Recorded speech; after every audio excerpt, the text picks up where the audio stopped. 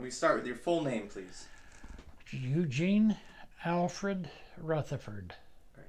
Can you spell that? Um, Eugene, Eugene, Alfred, Alfred,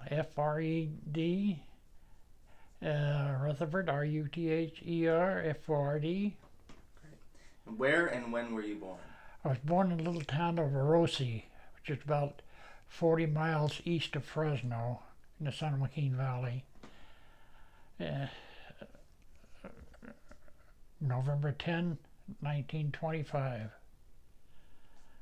So how old are you today? 92, and a couple of weeks will be 93, November 10. Excellent. And which branch of the military did you serve with? Drafted right into the old foot soldier army. And which units were you attached to? After special training in Camp Anna, Texas, went to Camp Shelby, Mississippi, and I became a part of the newly formed 69th Division. And from there we shipped over as a division to England, and in England they took a third of the 69th and shipped us to Germany at Aachen, and joined the 78th Division. That was shot up pretty badly in the Battle of the Bulge. So when you entered combat, you were serving under the 78th Division. 78th Division. And do you remember your regiment and company? It was Company H, the 310th Infantry Division, or regiment. Okay. And you were in the heavy machine gunner group? I was put in a heavy machine gun. They trained me as a clerk, but changed my classification to heavy machine gunner. Slightly different job. Just a little different. I never fired one of machine guns. Prior, you mean in training? Or Training, no. The training was a 7-week basic and 7-week clerical training. But when you say you never shot, never fired a machine gun, no. You mean throughout? Never. Okay. Even when when I was went to the 78th, they put me in this heavy machine gun platoon, and the master sergeant, he had no business being. He was 44 years old and one of the old regular army guys. And the first thing he did, he seen me when I joined it. He says, "What in the devil did you volunteer for this for?" I said, "Well, I didn't volunteer. I was drafted." He said, "They don't draft people until they're 18. He said, "Well, I happen to be 19. He said, "Well, I look at you, I'd never think you was over 16. You must have had a baby face. Yeah, I did. And later on, I come back another lieutenant, and he did almost the same thing. He said, "Well, what did you volunteer for this for?" So, what years did you serve from and until? Well, active duty started February 14, 1944. That was induction center. They sent me to Presidio, Monterey. That was the induction center. I was there 13 days. I passed the IQ test high enough to take Air Corps test. Out of about 200, there was about 25 I had passed that test high enough to take the Air Corps test. And the Air Corps test, they said it was supposed to be about 2 hours long. And about halfway through it, they give us a break. They call it a pee break, but it's a smoke break for some of them. Anyway, during that, talking, this one guy says, all their Air Corps looking for now is tail gunners and bombardiers, and their life in aerial combat's about 3 minutes. So 3 or 4 of us didn't like those odds, so we went and told the sergeant we didn't care to finish the test. So I was there a few days, and that's when they sent me to Camp Fannin, Texas, with that 7-week basic and 7-week clerical training. And when were you discharged? When? May the 3rd, 1946. Okay. And what rank did you attain? PFC. I could have the captain didn't want me to go home. He wanted me to stay there because he liked to play ball, and after the war was over, we played softball and football, touch football, and he didn't want me to go. So he volunteered, and you're going to be a staff sergeant. Now I'm ready to go home. All right, so let's talk about your childhood, growing up near Fresno, Central Valley, California, and who were your parents? Name. Name. Her dad's name was Warren Wilbur Rutherford.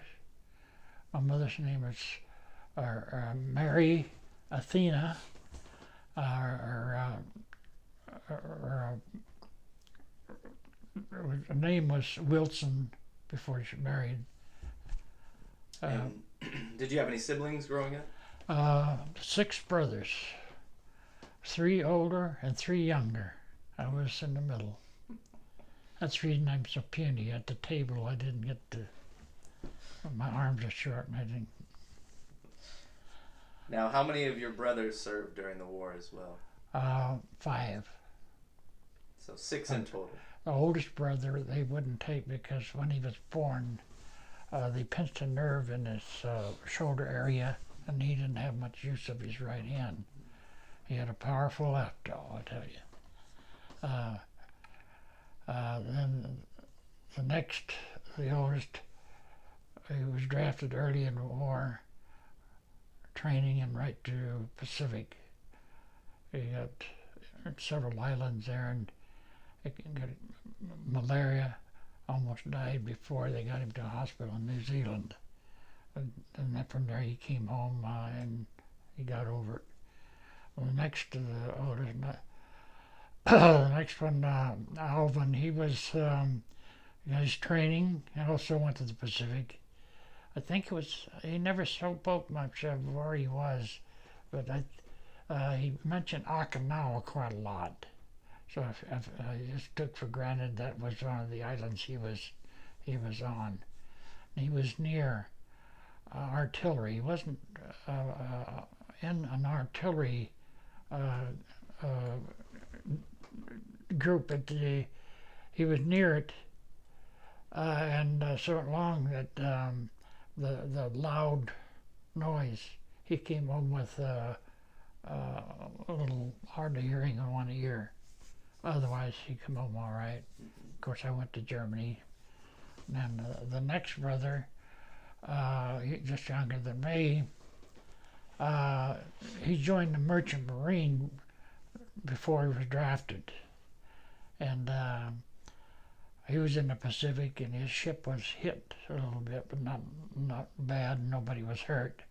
And of course, as soon as his time was up, he came home before I did even.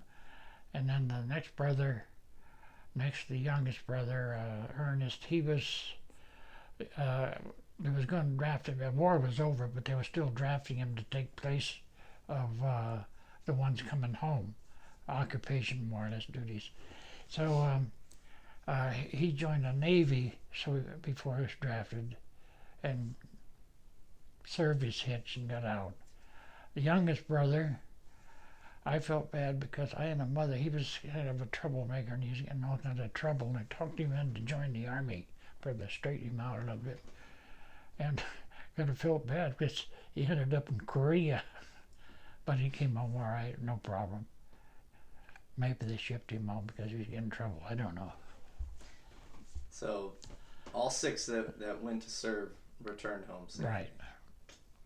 Because there's some of us. Well, I had a lot of close calls, and next the oldest brother Ed, he was come over the malaria, and he spoke sometimes of having to eat bugs and chewing bark to stay alive. And, were you guys all close growing up? You guys oh yeah. I got pictures of, small pictures of us as a group. What'd you guys do for fun? Fought to make one another. No, when we was growing up, it was up in the foothills east of this little town I was born in, 15 miles up in the foothills. And a lot of Native Americans up there. There was more of them than there was us. In fact, the little school out there one year, there was 12 kids in the, all of them boys. 4 of them was from our family, and 3 of them was from this Native American family. The last name was Davis. Good people. They was real good people. And the teacher had 2 boys, and then there was one other family with 2 boys. So those 4 families for the whole school. Yeah, yeah. Now, your father, what did he do for work? He done farm work until the last few years, and then he had his own little. He ended up with a little dairy of maybe 10, 12 cows. He leased property for several years. He leased alfalfa hay and grape vineyard. Lease it and do all the work for commissions. Because he did what was bad. He had done that just before the start, that before the war, and one by one they was the military was picking us off, and he ended up where he had to give it up because he didn't have anybody to help him keep it up. He couldn't do it his own, and there was no other people around, young people that worked, because either was gone on service. Some of them had gone to the Bay Area somewhere where in the shipyards. So there was no help he could get. He had to give it up. And that's when he started in this little dairy business.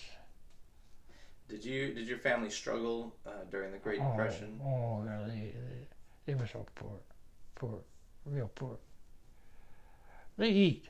That's one thing with Dad. And no matter how little money they had, we all eat. Up in the hills, if we needed some meat, you get in the old car and go down. There was a big pasture, green. It was kept pretty green. It was a water level up that time was great, and they had a lot of rabbits. To go out and shoot about 12, 15 rabbits, and keep us some meat for a while. And then once in a while he'd go out on the hills, and he'd come back with a deer. And once in a while we raise pigs or hogs and butcher one of those now and then. So we always had meat. He was good and farm. He could do any of that kind of stuff. Now, you mentioned that you helped out on the farm growing up. Oh yeah, I done. Well, not on to help him, but when I come back from service, I was out. I'd do this hay shocking alfalfa. That shocking, it was just. They'd have it tractored. They'd put it in rows of the hay, rake it up in rows, and you'd have to go through and put it up so when they come by to load it, they can just put a pitchfork in and put. And some of it was baled. I and brother would haul in the baled hay from the field into the barns or stacks. And in the summer, when it's grape picking time, we'd go out and pick grapes. I and the oldest brother especially, we'd have a kind of competition who was going to pick the most trays of grapes. You pick them all by hand? Oh yeah, I had a little fork knife that you just cut the stems off them. They had a pan about so big around and so deep that you pick them in, and then they have these paper trays you put down, and then they dump a pan of these. This pan full would just be enough for a tray. And I still remember they were paying about 5 cents a tray, and I and a brother, we'd hit around 200 each. He was always competing with him, and it always bugged him because I would always end up about anywhere from 5 to 10 trays more than him. And he would go crazy trying to. Of course, he had that bad right arm, so I don't know if that didn't seem to affect his thickness. But then when the grapes got so dry, they'd have to be turned over to dry on the other side more. And it took two to do that because they had it'd be one on one side, one on the other. They'd have to slip an empty tray underneath and pull that over, and it had to be just right, or you just dumped the thing all over the ground. And this older brother, he was left-handed. Of course, his right hand was bad, and I was right. So it worked out real good. And nobody could beat us. Nobody. You guys were a good team. Oh God! And it had to be just good and dumbfound them how it could dump that and not dump them all over the place. And it got to where there would be maybe another team or two in one of these big vineyards, and we look up and they would be down there watching us. Instead of doing it, they'd stand out the end watching us, see how we was doing it. Trying to learn your techniques. The thing is, we'd make about $30 a day on the average, and the wages at that time was about 25 cents an hour. So pretty good. 10 hours, I'd be out $2.50, and here we was making about $30. We split it, that'd be about $15 a piece. It was either $12 to $15 a day, because so you can only stand about 2 weeks of that, and your back is gone. And were you able to keep that money for yourselves, or did you? Oh yeah. That? Well, we helped our parents out. Yeah. And did you eventually graduate high school? Yeah. Well, I was drafted out of high school,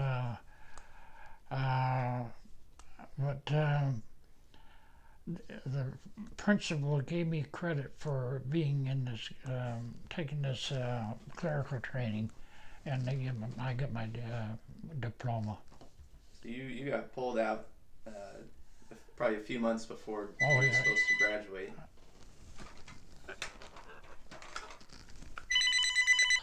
Well, you have to have some fun. Gotta have fun. Oh, it's getting... So to reiterate, you were pulled out of school a few months before you were supposed to graduate. Yeah, it was early in January. I was I forget the date. It's on there on that record somewhere. Early in January, it's when they swore me in, and from that date I was what they call inactive duty, and it was February 14. In 1944 when I actually left. So this was a few months after you turned 18. Yeah, then yeah, that was when, and the school didn't end until I think first week in June or something like that. So, just to rewind a little bit, when Pearl Harbor was attacked, do you remember where you were? I was home probably doing farm work. You remember hearing the news? Oh yeah, everybody heard that. And it wasn't that long after that when the first brother was drafted and sent over there. Did you have any thoughts about, the U.S. being attacked? I mean, you were 16 at the time. Did you know where Pearl Harbor was? Oh yeah, it was school. It was talked about in school quite a lot. Yeah, I learned where it was and how bad it was. I know it hurt more or less the parents more than, and because my age, was, wasn't, didn't really soak in. Sure. And then once your brother left, did things start to become more of a reality that eventually you may? No, I didn't give much of a thought about having to go. You kept thinking, well, that's not going to be that long, and last that long. Then the next brother, he was drafted and gone. And then you got to thinking, well, I'm next. Do you remember the day your draft notice came? That letter came in the mail. You had a notice to. We had to register when you was 18. Become 18, you had to register, and that was several weeks before you got a notice to go in for our physical. That was early in January. I think the date's on that somewhere on one of those discharge or something. I forget the date. It was January, early part of January. And then right then, they told you, well, you're 1A, and I had group, raise your hand, signed in. What bugged me, one fella was a class ahead of me in high school. He had already graduated. Ray McGuire was his name. He was there and took the physical the same time I did. Big, hussy guy, played football, but I wouldn't take him. They're home. I said, what in the world? Here I was 140 pounds, little puny thing, and this could go husky, I weigh 180, 190 pounds. They didn't take him, but they said he had flat feet.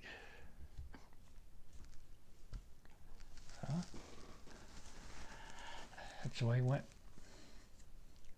So, do you remember having any thoughts or feelings once you did eventually get drafted? No, just sort of. It never. Before then, I'd never been away from home. Never. Not one day a week. It was always. So that was a thought of being not away from the family.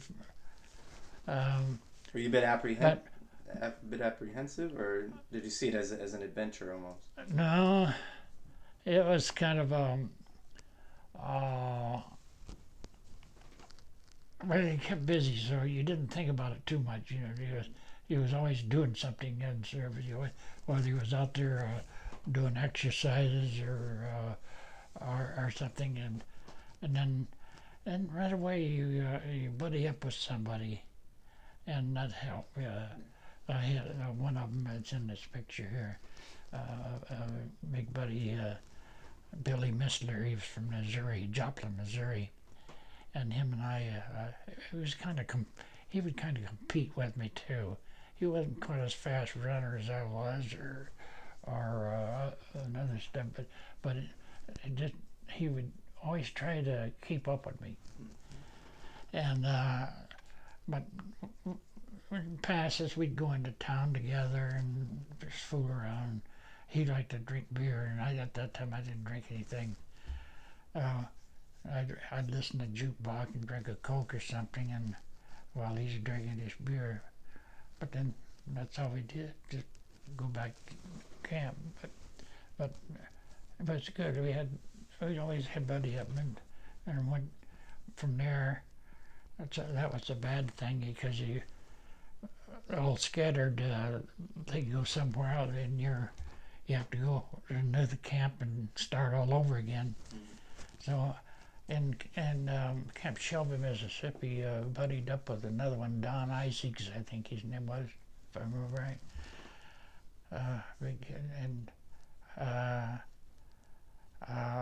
We was together a lot. We didn't get to go very much. Went to town together, one pass,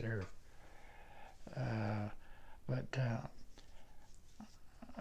we went overseas with him, and I don't know what happened to him. It was funny, crazy, because he stayed with the 69th when I went to Germany in 78th, and I don't know where he went.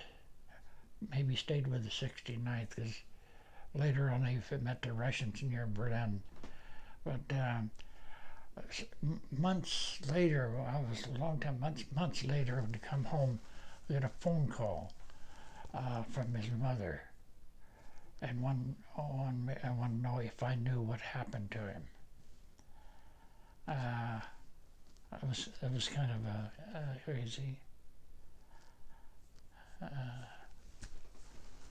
It's odd that he must have thought something of me as send my address and whatnot, or have folks have my address, phone number. I don't know. You never knew what happened to him? No, I don't know. But as I say, you always buddied up with somebody to keep you. Yeah.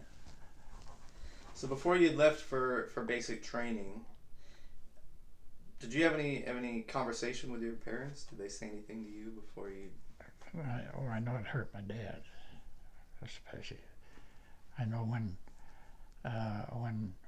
he was, which this building where the had physical and the sworn in was kind of a lower level, and there was a stairway down, and windows, half windows, kind of not a full basement, but anyway, he was at the top of the stairs, and the way was sworn in was facing the stairway, and while I was swearing this in, I could see him, and he had tears in his eyes. That bothered me more than. And then also the day that we had to board a bus in Fresno to take us to Presidio, Monterey. He was outside the bus there, and I could see he was tearing up. It bothered him. Mother, I don't know. She was a strong gal. She put in a day's work, outworked most of the men. She could do anything. I never seen. She could whip up a cake without a recipe, or she milked cows and whatever. She do everything. She was a good, but I think she had a different way of thinking about things. 'Cause it didn't seem to bother her.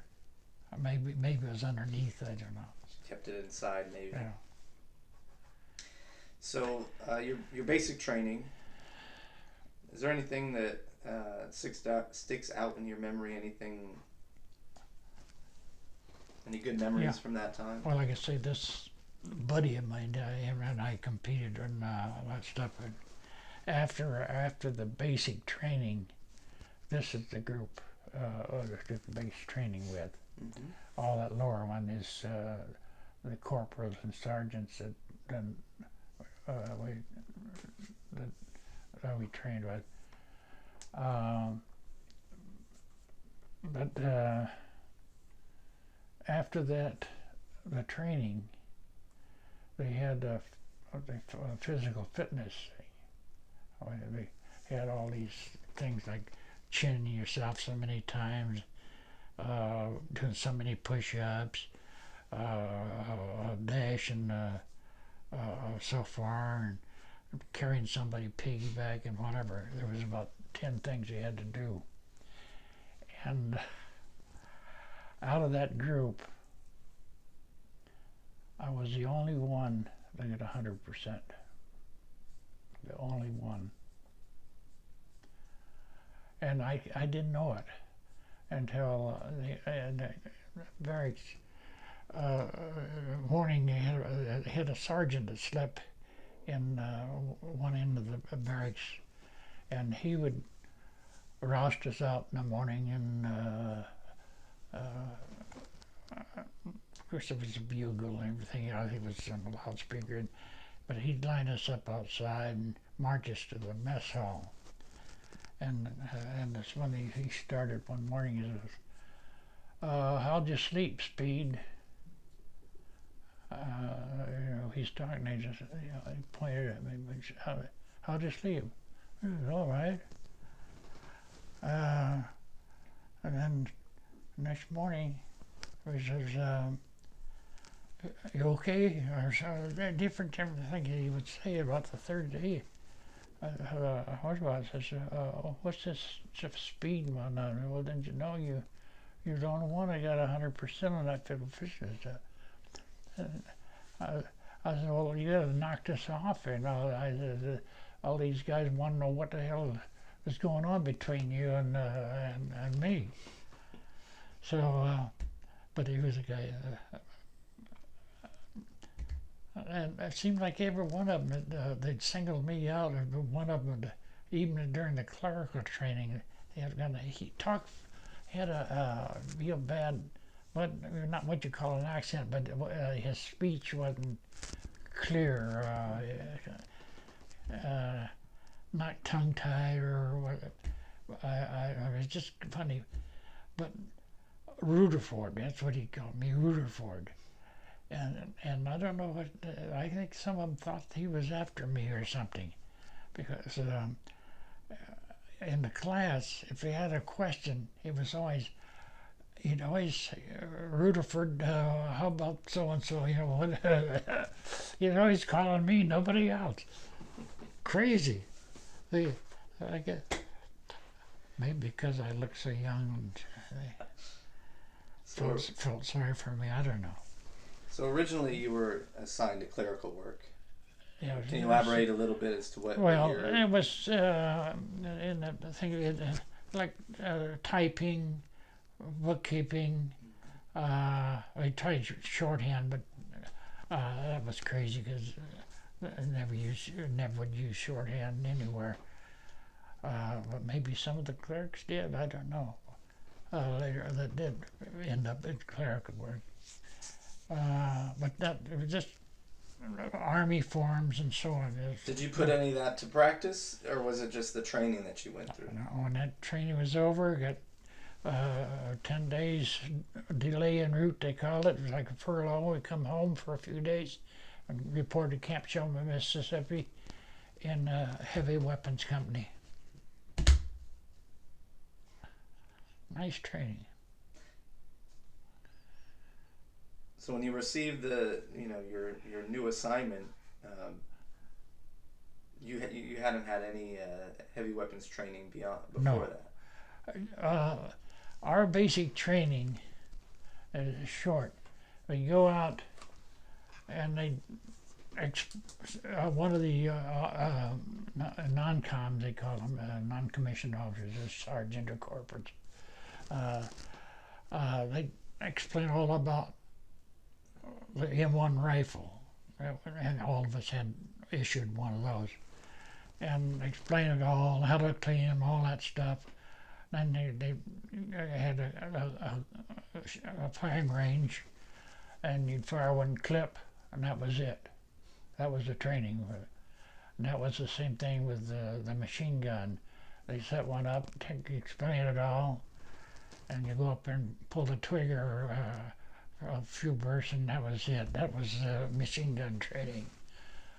Oh, it was funny.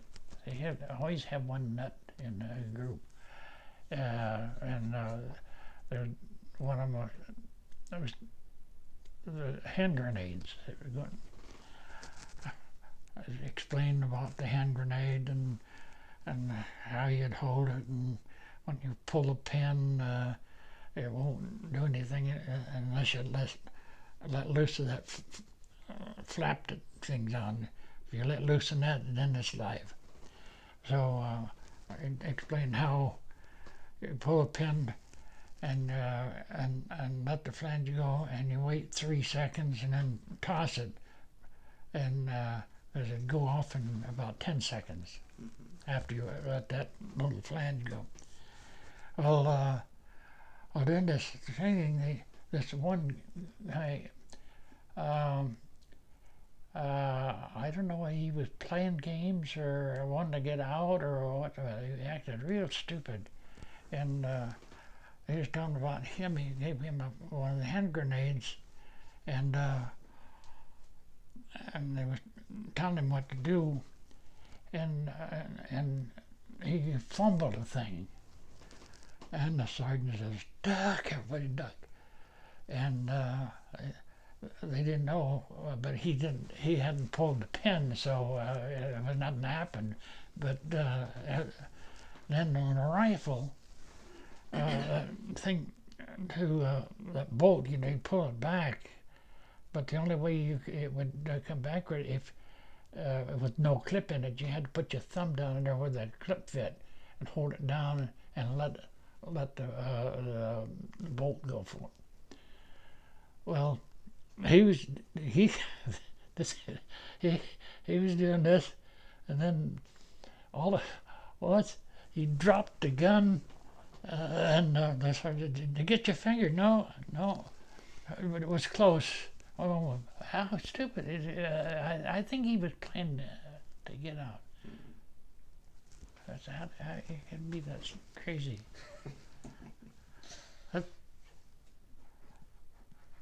So how long after you were assigned to the heavy weapons group that you eventually were shipped out overseas? Well, I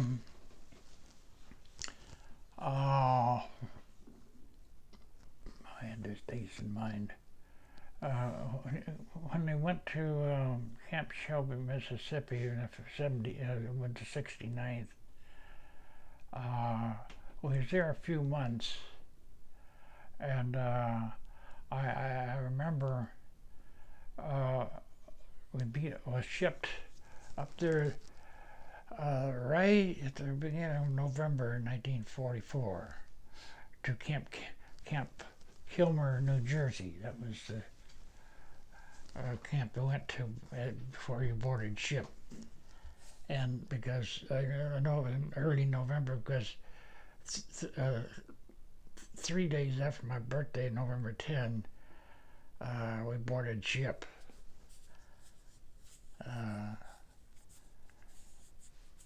So this was the end of 44.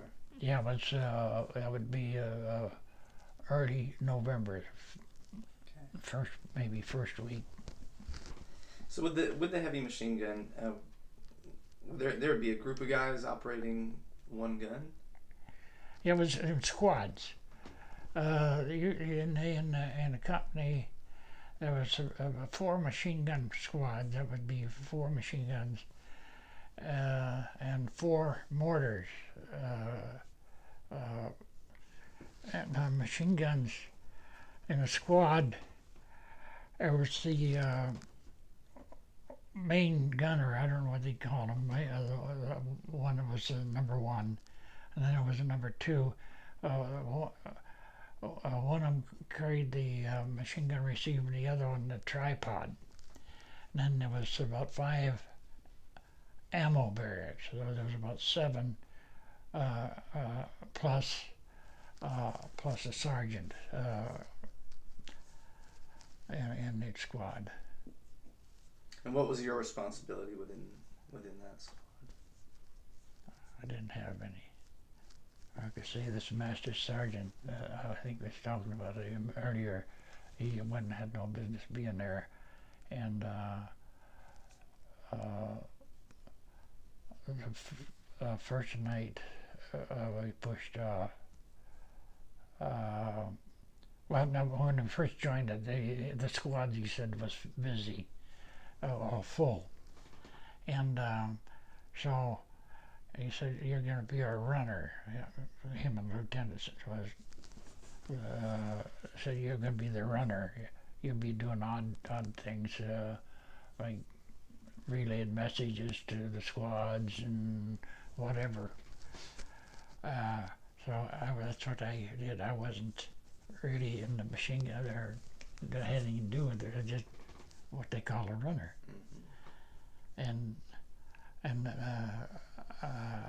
when that first day we pushed off, we went down about a half mile or so to a big farmhouse of some sort, farm building. And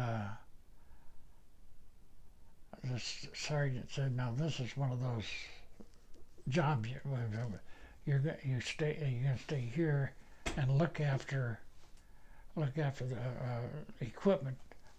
They stored something in one of them buildings, so you stay there, and then we'll pick you up later on. Well, later on came. There's 2 hours passed, and then 4 hours passed, nothing, and here it was getting almost dark, and they still hadn't picked me up.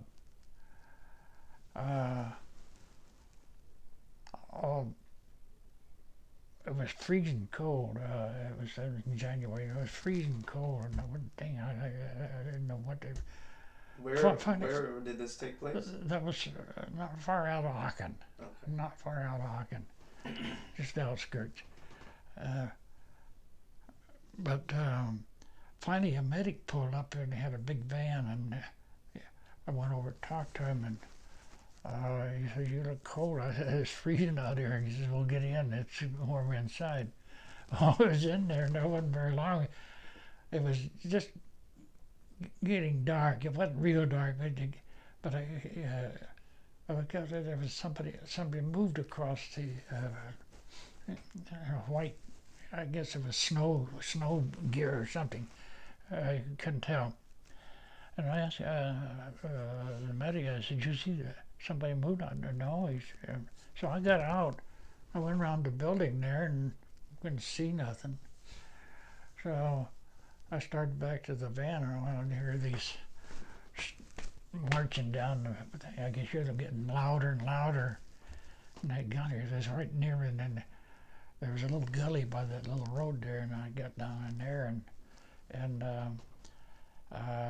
pretty soon they showed up with 5 German soldiers. And when they got even, I jumped up and hollered, "Halt!" And they all stopped and threw up their hands and all that stuff. But they were ready to give up. They wouldn't know. If they hadn't, I think you sure got me. 5 of them, I could have got maybe 1 or 2 of them at the most. But that was one of the things. And the thing is, the next day when they picked me up, this master sergeant, the lieutenant that was the platoon leader, and the instrument corporal that I was supposed to be with all the time, they got a direct hit and killed all 3 of them. So had you not stayed behind, you very well could have been with them. Yeah. That was the first real bad thing. So, and you had already been, I guess, reassigned to the 78th at that point? Yeah. It was out of Aachen when. Okay. So I just want to get the timeline leading up to that. When you left the U.S. and you arrived overseas, did you originate in England? Where did you go? We landed Southampton, England, and put us on a train, and the camp was Winchester, sunny Winchester, England. And we was in that camp.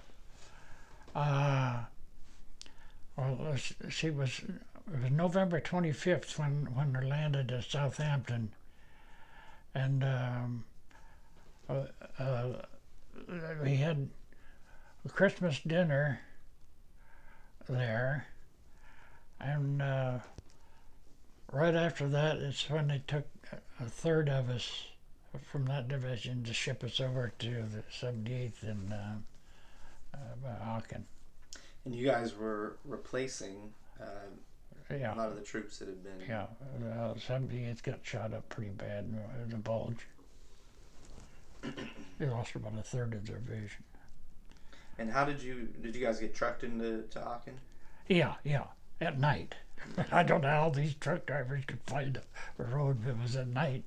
And we got in the Aachen area, and Aachen was leveled. Well, I don't think there was a single building, but just the little light you could see all the buildings on it. And when we was assigned there, when the truck stopped, and we got out, we had to go down. They had the building was all knocked out on top, but they had the cellars. And they had the stairway that goes down the cellars, but they had a canvas over the top that they'd open up and go down, and then they get down to the bottom, and then they put this thing back up over here, and then go back. And it went down. It was a door going in. That was so there would be no light at night, because they had Germans had observation planes going over. They call them bid check Charlies. And the light would, no matter what the small light, they could see it from the. So they had to be careful. Went down there. That's where I was assigned to certain, company age.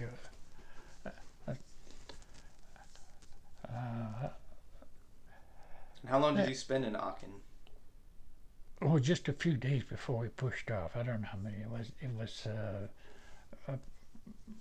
less than a week. 3 or 4 days is all. Just as they filled up, they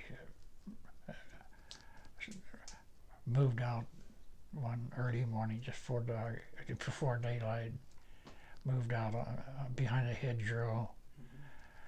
Supposed to dig in.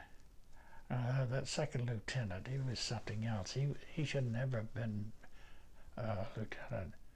He was one of the what they call a 90-day wonder. They went to officer training school in Fort Benning, Georgia, and a little training and became an officer. Well, we was lined up and we were supposed to dig in, and there ain't no way you can dig in the ice with one of those little shovels. They chip away, and here this lieutenant was right next to me, and he was shaking. You could hear his teeth are chattering. So even I told him, I said, "This shovel keeps you warm, keeps your blood circulating, which helps a lot." He was thinking. Then we one shell came in. It hit probably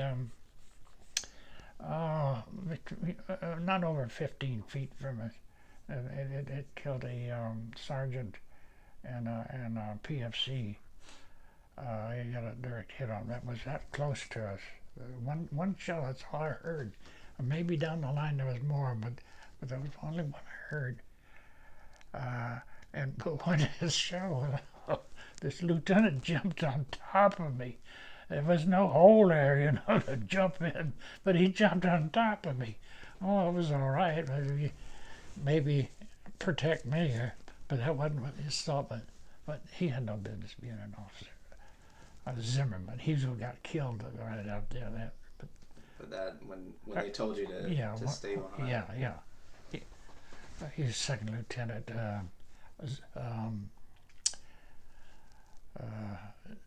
Zimmerman.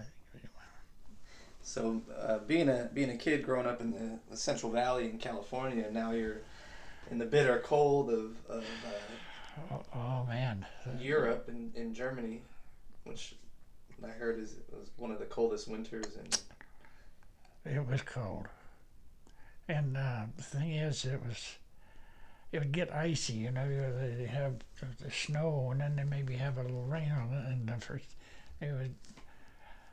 you couldn't dig into that. How did you fare? Never experiencing something like that before. I don't know what things didn't seem to soak in, or I don't know what I guess just take things as they come. But it didn't bother me mind-wise. But like I say, when we moved out to the hedgery, when that first shot was fired, that killed it, there was one big husky kid. He was my age, a big husky kid. He got up and just ran back toward the rear. A while after the shot was over, they brought him back. But the next time they hear a shot, they were gone again. He'd take off. He couldn't take it. He never came back that the second time. I heard later he was court-martialed, desertion. I don't know what they did with him, but we had two cases like that. Later on, before we got to the Rhine River, we got a rest period. It was supposed to have been 3 days, but it only turned out to be a day. But this sergeant, his name was Figgins, Sergeant Figgins. He said, "This is as far as I go." I said, so what do you mean? He said, "I'm going home."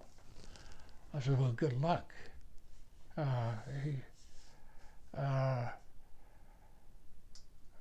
was joking. The next morning, he wasn't around. What happened? Well, he ate some GI soap and made him sick, and they took him back. And that GI soap, I don't know if you ever smelled. That was an awful smelling. It was rough and grainy and all that. It was real. I don't know how he could even eat it, but he never came back. The sergeant. So he punched his ticket home, huh? Then I understand another one, a rifle, one of them rifle companies. It wasn't, one of our rifle companies. You never hardly ever seen them when it was so ago. I understood heard that one of those, he shot himself in the foot. He claimed he was cleaning his rifle. There was some of that going on. It must have been pretty bad if people go to some those of them just couldn't take it. Sure. Yeah. Those, if they knew that, they should have found a job for him in the rear, like cook or something. Keeping up with material, something. Some job they could have done. So I just want to revisit that story that you were telling earlier about when you encountered the 5 German soldiers. Yeah. This was in Aachen, you mentioned, correct? Yeah, right out of Aachen. So that was the first day out. First few days. That was my first day in on the line. Mm-hmm. And you heard them coming towards you. You were hiding in the ditch on the side of the road. Yeah, it was a little gully like And thing. you were all by right yourself. Yeah, except the medic in the car. But right after that, by the time I got them to lay down on their belly, and one by one I get them up and go through and make sure they're. One of them had a nice little gold watch I came about. I know he says 999 is my Frau. And I picked out, one of them had American coins. It was 2 quarters, a dime, and 2 nickels, as I remember. And so I picked those out of my pocket. Mein Comrade. So I couldn't put that watch, but I could see that would be a nice gift for my mother. It's just gold, and it would open up, there was one side of the page for a little picture, and the other side was a watch, a little thing. And but 2 or 3 weeks later, when I was on the go, we had a mortar shell come in, and he dove off the side of the road, and when I went to get that watch out, it was all mashed up. It's crazy. So you mentioned that as they were walking in, you could sense that they were ready to surrender. Oh yeah. They didn't even have the weapons. Okay. Yeah, but I made sure, because once in a while some of them carried pistols down there on the shoes and boots. So you had them lay down. You searched I had them one by one. I got them up, and I have right about that time, there was an MP come up with a truck, and he didn't help, but I sent him over and told him to watch them one by one, and when they get through, he had a radio on his thing, so he radioed somebody, and they come by about 30 minutes and picked him up. Mm-hmm. Was your heart beating pretty fast as you heard those? I said, I don't know why. I've got nervous in this stuff. Even when I guess when this a shell went off, I was walking through the woods, going down a trail, and that they was lobbing. They started lobbing mortar shells. You can always tell a mortar shell from a artillery shell. Artillery shell, and zoom, boom. It's good. But a mortar shell, it was slow, and it was, you could hear a kind of waffling noise, and you had time to duck. Well, they were lobbing those mortar shells on this in this woods, over in this wood, and they was hitting it. I don't know. They was really zeroed in. They hit that damn dirt road, big down, but dove off the side of the road, and that's when I busted that watch. When it dove off and hit the ground. But when the shell stopped, and you got up there, one of those shells, I bet it wasn't 8 feet from where I was standing just before that. Takes a little bit of luck, huh? Oh, I'm telling you, there was about another luck I had. I already went across the Rhine. They sent us another lieutenant. It was First Lieutenant Moore. He was from Texas. A terrific guy. He wouldn't say he wasn't an officer, but he was another one that took me in and said, "What do you volunteer for this for?" I said, "No, I was drafting all this stuff." And he took me just like that sergeant did. That was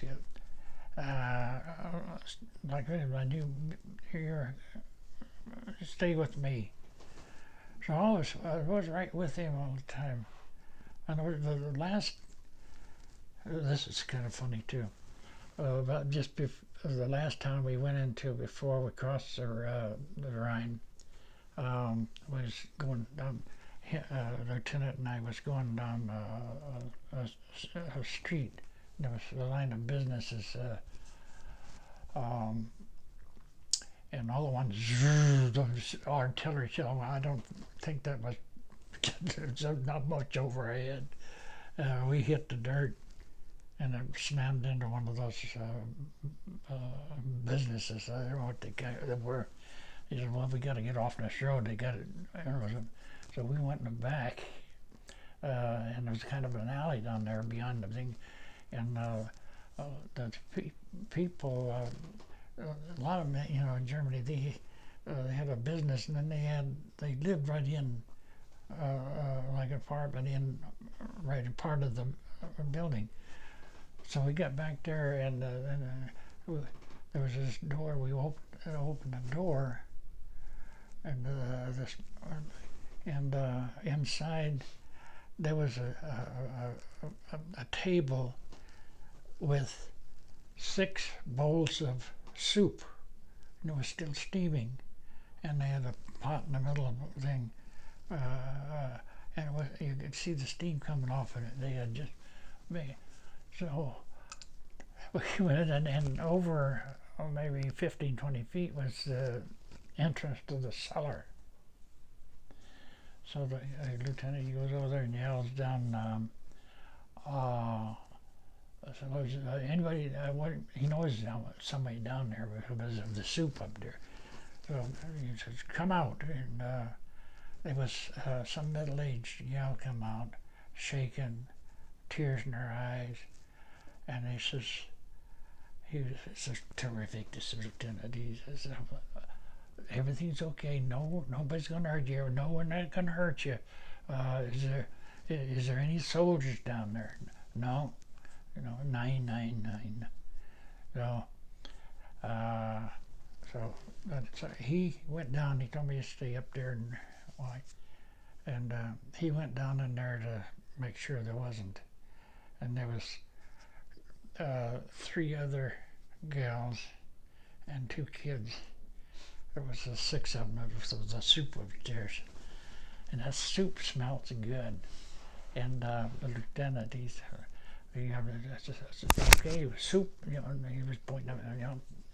So we would sit down and had a bowl of soup. It was potato soup. That was their big soup thing. That was potatoes.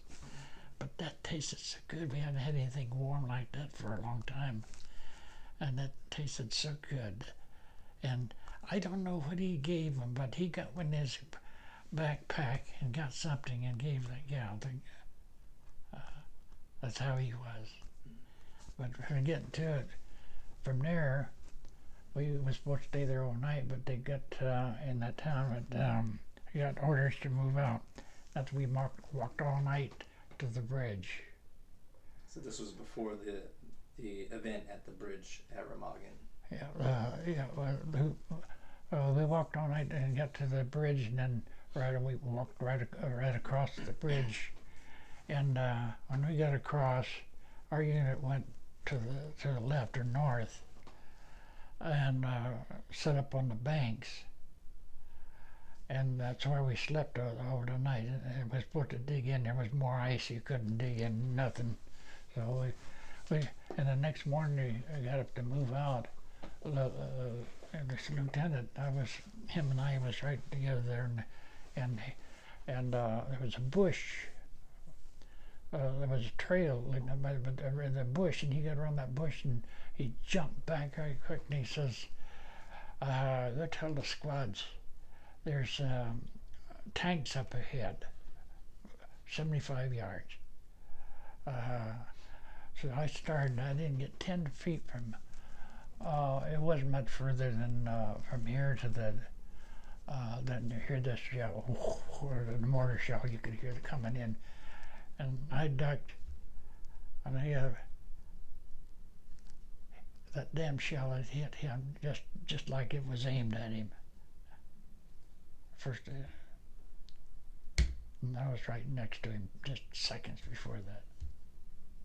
I said, I don't know. I had a number of calls like that. That was such good people, you know. That sergeant and then him. I was just.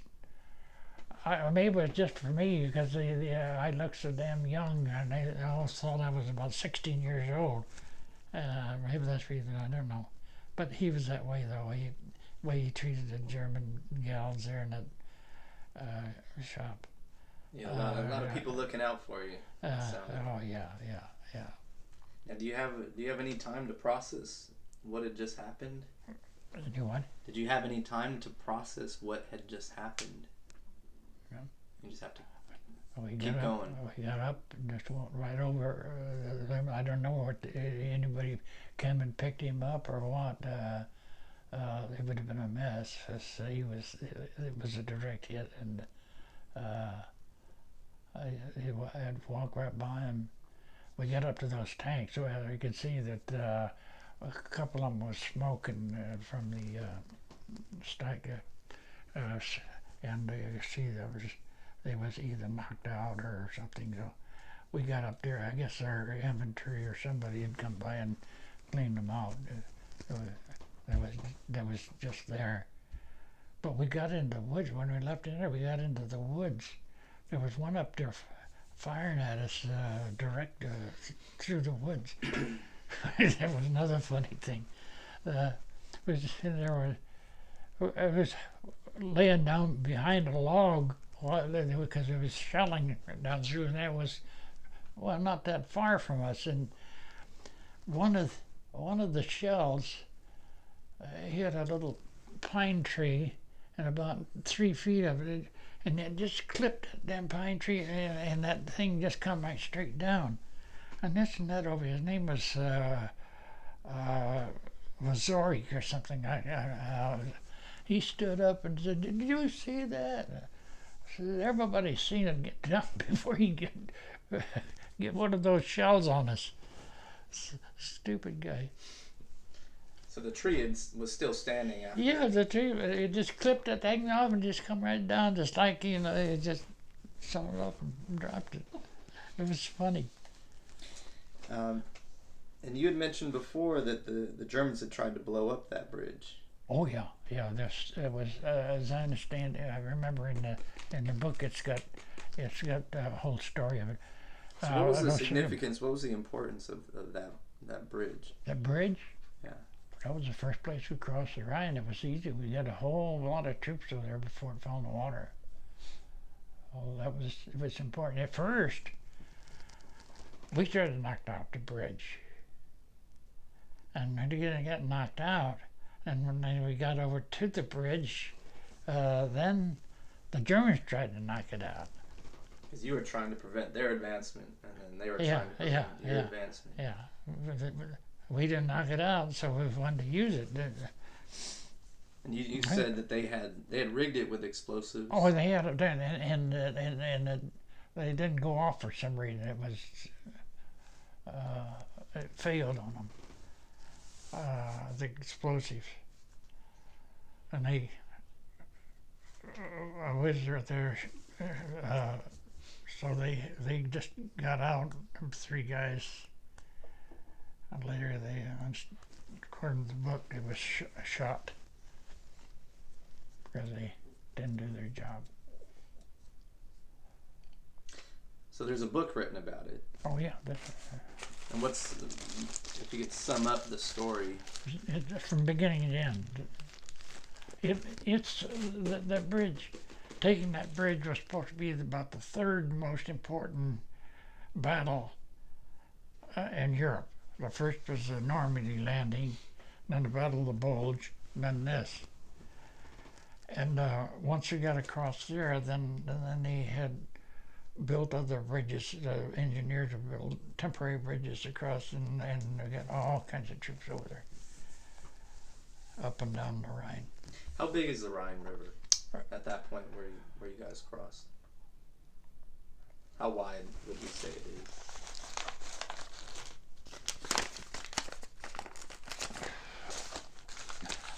I don't know.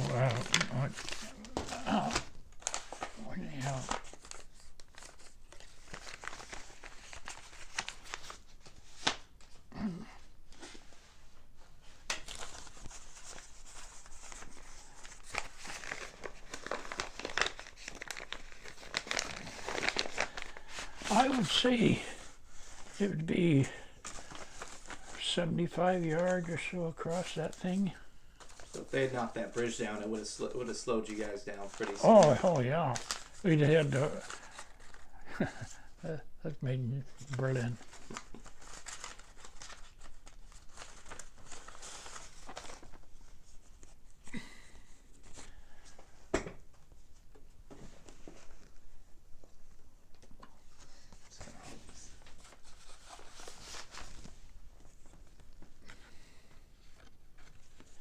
So this is the bridge. That's the bridge. And this is taken from the east bank. That's Remagen over on this side. When we came in from the south to that thing, and then we walked across. When we get in here, went around, and the bank we set up on. But this is before the war. I don't know. I think a picture of I don't know, 1920 or something. I don't know. That's what they got on there. Take it. But you clarified earlier that it's not the Remagen Bridge. No, it's a bridge at Remagen. But the name of the bridge is Ludendorff. Got it. Just wanted to have that on record. But this is the way it is now.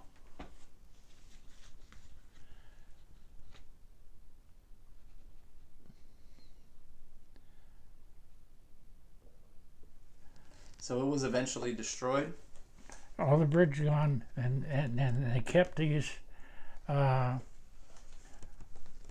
This is the one. I think you can see it. This is from the east bank again. I mean, I think way in the background you could see the other one, the arches on the other side. It was a railroad bridge. The engineers had to go and put planks down in there when we walk across so we wouldn't fall through. So actually the ninth engineers and the 9th Armor is the one that really took the bridge. And after you crossed the Rhine,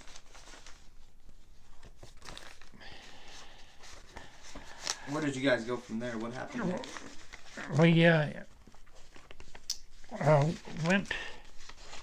We were set upon the east bank for that day and the night, and that's when we got to move out when the lieutenant. Went through woods. They have woods all over the place there, and after we went those tanks and got through that other one that was firing at us through the woods, and they must have knocked that one out or removed or something, because he quit firing. Then we moved on out, and we got to the edge of this woods, and then they had another one over about 100 yards or so, another woods. So we got our the edge of this one went out, and the woods is on a kind of an angle on across there. And as we went across, there was a sniper or somebody up on the other end of it firing it. And I was the last one. They kept me last to make sure everybody knew which way to go, so I was the last one. I was walking across. It reminded me of one of these carnivals where you see these ducks going across and people shooting at them. That's what it felt to me. You were a duck. Yeah, because you could hear those damn bullets going by and spatting the dirt on the other side of you. About a half a dozen or so of those shells. It must have been a poor shot. But I stumbled and I fell in kind of a crater made by one of our artillery shells. They dug and I fell in that dang thing. And when I got up and started going again, they must have thought they got me, or maybe one of our guys got him. So I never heard him more until they got in the woods. And Oh, and it got in that woods. I don't know. They would. It was such a roar. It was firing shells that come in there like crazy. Oh, it was an awful noise. And not the ones that stopped. We moved out. So we just from there. And this was It was like day in and day out? it was a kind of a cakewalk from then on because they was giving up. Their tanks was all out of benzene or fuel. I could see tanks went here and there. No gas. And it was just almost you could just a steady. You just move. You didn't have to stop for except to rest maybe at night or something. And I ended up on a hill overlooking Wuppertal. Wuppertal is a city in the industrial there with steel, and in fact, right next to it is Solingen. Solingen, you see a lot of cutlery here, the German cutlery, knives and stuff. Solingen, that's where it come from. But we was over that overlooking that Wuppertal when we got word that the war was over. I think it was April 7th. That comes to mind. I think May 7th. That was it. That from then on, we just scattered out. They sent some here and there for, like we went to, first town we went to was Korbach, pretty town. It wasn't hit with the war at all. It was a pretty town. We stayed there, but we was there just a couple of months or so, and then went to a little town called Aalen, not across the hill from Kassel, for months before we went into Berlin. Yeah, you told me a story earlier about your unit patch. The Germans had a certain respect for you guys. This patch had a like a lightning, and they would call us the Blitz Division. Blitz in Germany, it's lightning, and they thought we was like their SS troops, or the real Nazi troops, that didn't care if they shoot somebody or and they was scared of us. I don't know why. I wouldn't shoot nobody. I didn't have to. But one town, that was just before the war. We out in the hills. There was this farmhouse, and we was there. That's where we was going to cook dinner. We're going to. They went up the attic, and that's where they cured their hams. They could come down with a ham, and I and a buddy went out in a barn to look see if we could find some eggs, because they had chickens around all the place. In this barn or shed, whatever it was, they had a loft up above where they had hay or straw or whatever fed the animals, and down below I don't remember what it was, just storage place I guess. But we went in there, and we were standing there. There's little leaves or something falling down from the top, and of course that wouldn't do it by itself, so we pointed the other guy. There's something. We fired one shot up through the thing, and here some guy soldier come down, and he took in his arm. It was an SS trooper. He was real brave hiding from us like that, instead out there shooting at us. You guys took him prisoner as well? Oh yeah, yeah. I don't know how. I don't remember now who took care of him. We had. They was coming in. Our troops was coming in, so somebody took care of him. I don't know who.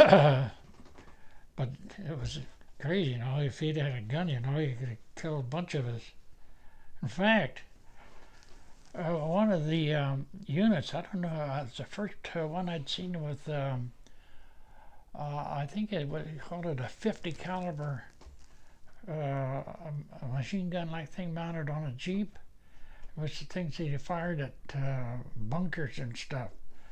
And they had parked that thing right outside of this barn, and there was, I guess, heating or something that was left at all alone. This guy had come down to get wood crazy with us. So aside from those those 6 women and children, did you encounter any other civilians your time overseas? Civilians? Mm-hmm. Oh, after we crossed the Rhine, there was a lot of them had a lot of civilians left that didn't leave. I know one town, Siegburg. I think it was Siegburg. There was a little river there, Sieg River. Mm-hmm. And before we went into town, evidently they dropped them leaflets and told the civilians to leave the town. And there was a string of civilians coming out of the town, and they ended, and we went in, and I guess they expected to shell the town or something, but they didn't. Nobody shelled, nothing, no fired. We went down, and I got in trouble. I was looking through the houses to make sure there wasn't any German, the soldiers in it, and on his house, on the nightstand, was a pretty diamond ring. I could see my mother wearing that. I came about that, and I don't know how they knew. But the other civilians come back in town, and I guess this gal was missing, and she went to one of the sergeants. And how he knew I had it, I don't know, but he come over and he said, "Why don't you give it back to her?" So I gave it back to her. And how crazy it is! Right across this river, it was the Germans. And this one guy, his name was Ummiger. He was a crazy guy, I tell you.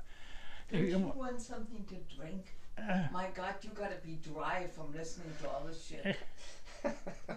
I have a bottle of water. Thank you very much. But I have everything is diet. I got everything diet drink, so I don't like to offer that. And then I was gonna make you a sandwich, but I only have German bread because this friend of mine, he goes to Germany twice a year, and he mails me 7 packages of bread. So you never run out, huh? No. So he just came back, so my freezer is pretty full. And you know what I'm looking for? I don't know what happened to it. There's all those German medals, those army medals. I had the whole. What do you have? What do you have in that those cases? Cabinet?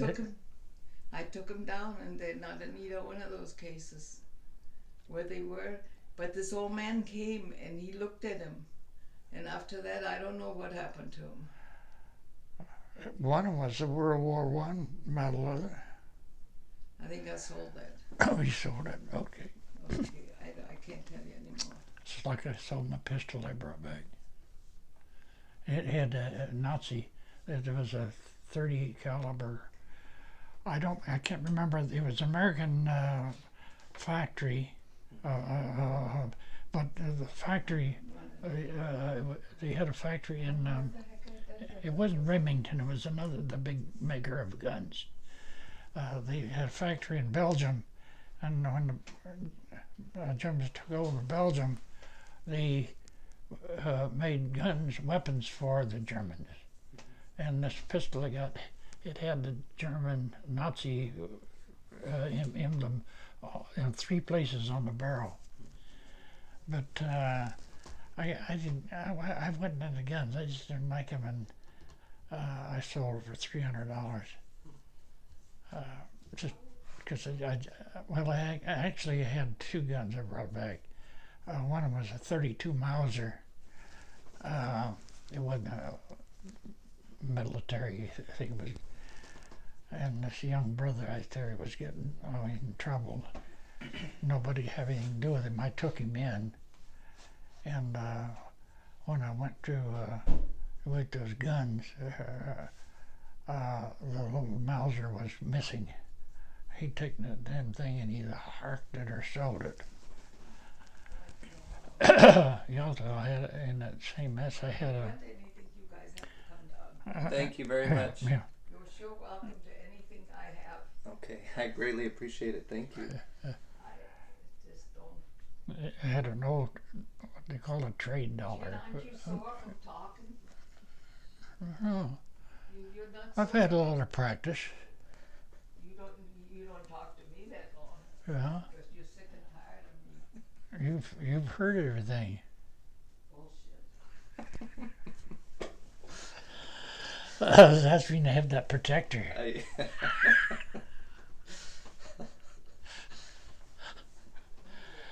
had lots of I forgot where I was at. Well, tell me how you and your wife met. Oh, it was in Berlin. Well, that's a pretty And significant story. yeah, she went shopping somewhere, and she was coming on the streetcar, and I was on the streetcar, and she had a big load. So when she got off, like it was right me. She lived right behind the business building that I worked in. This was after the war had. Yeah. And so I offered to help carry it, and so here you go. And her mother thought that was something else, that I would help her with that stuff, I guess. And it just got to go ahead like a family. Hell, she's only 13 years old then. 13 years. But she was just as tall as she is now, it seemed like. And she was mature. You would think she was 18, 20 years old. So we met her on the streetcar that way, and that's how we met. And I just go over and visit with them. Nothing, just like a family. It was her mother, and then she had a younger sister that, but her mother just thought I was something else, I guess. So you guys stayed in touch after you returned home. Yeah. Tell me about how you. Well, actually, not that long after I come home, I got married here, and she got married, but she married in Germany, and that wasn't her marriage wasn't good here in the States. But she had one boy, and of course I had a daughter that still lives in Fresno, and had a whole big family. But neither married. When she came over. He had come home, I guess, the one that she was married to, came home, and I guess he wasn't talking or writing or something. I don't know, but didn't touch. And so she came over and went to his parents' place in Eugene, Oregon. They was in the lumber business, and he had got remarried here and moved to one of the southern states, Georgia, somewhere. So that she was and she started writing. And she always had my address, and then she started writing. We corresponded. Mine didn't work out, so I, to get away from it all, the family and the brother that was kind of peed off of me, because when I went in the post office, the postmaster kind of went my way because I done so well at that window, and he wanted me to stay unsteady and first thing you know, he made me a regular. Now, when you go in there, you go a substitute, and then you're paid by an hour wage, and a regular. It was a yearly salary, but it was actually the same rate of pay. But it was a regular. You couldn't get, you couldn't get fired unless you done something real bad. Um, um, and so when they made me a regular, I pissed off a brother because he'd been there first, and they thought he should have been a regular first, before me. Because they only had so many. There's only so many for that little post office at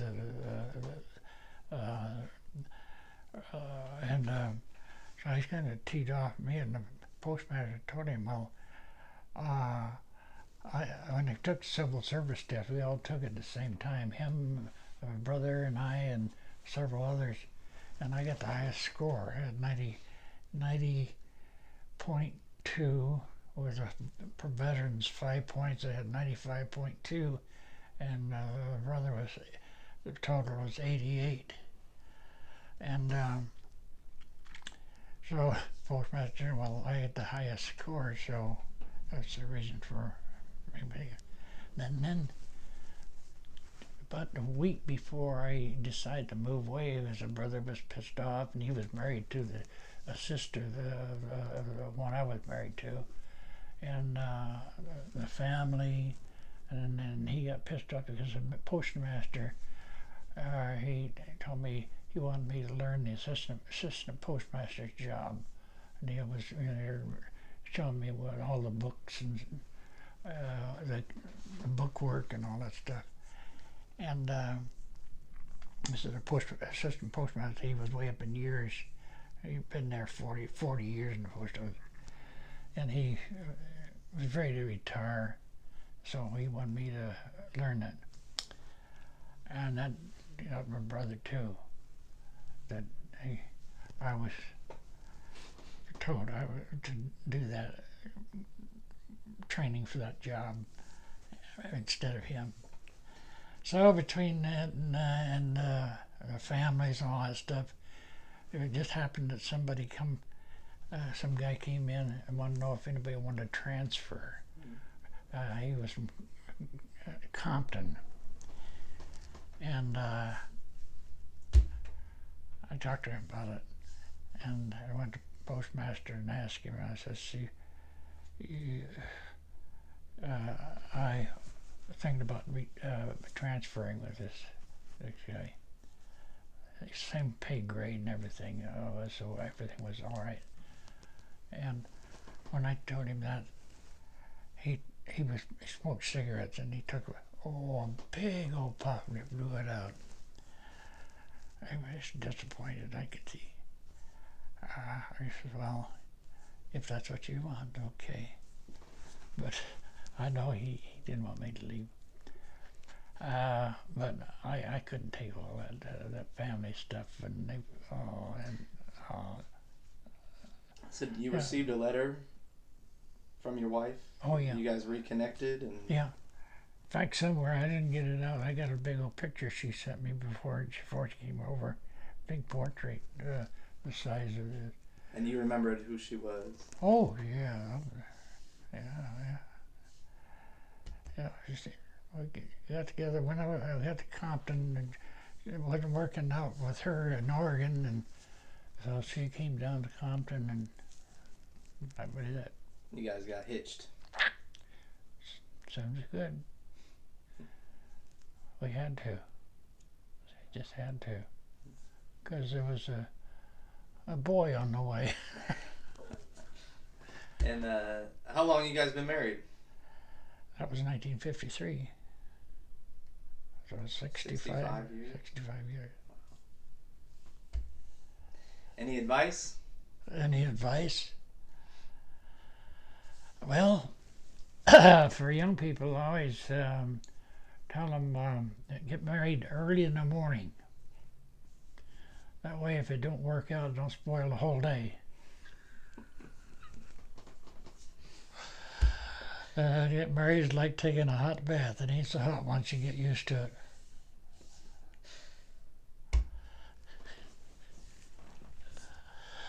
it.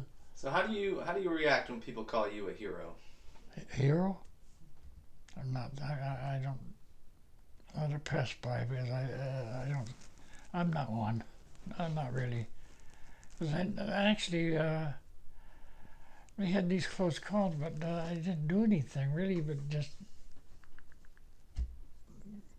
walk across Germany, sleep in the snow and ice, and it was. We had our unit.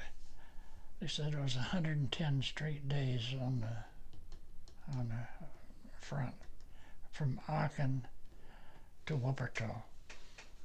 110 straight, and that's a lifetime. Because I don't know. You lived on K rations. You know who the K rations are? You've seen them. They're only about the size of one of those 1 pound butter boxes, But they must have been real nourishing because I lived on those for weeks without any hot food or anything. Did you lose weight when you? No. You were able to maintain. No, I maintained about 100. Well, it was 138 pounds when I weighed in when I get physical. 138, and I was only about 140 when I got out.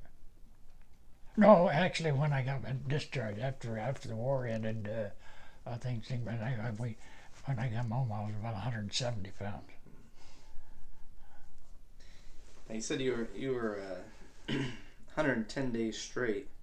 Yeah. And I'm sure you had some pretty rough days. There was some, like I say, one time when the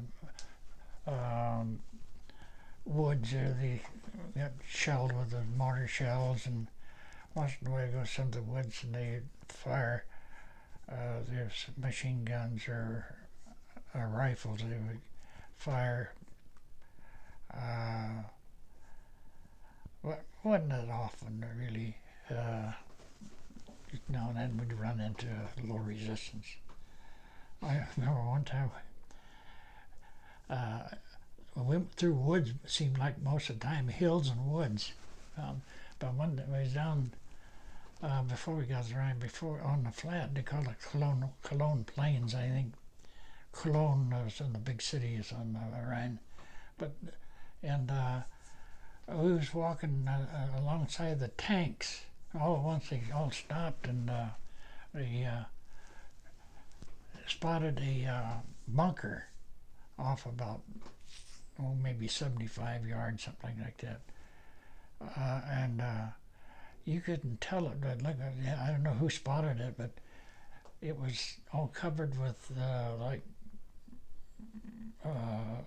grass and bushes. It was all planted just like, you couldn't tell. It was just like a little raised place.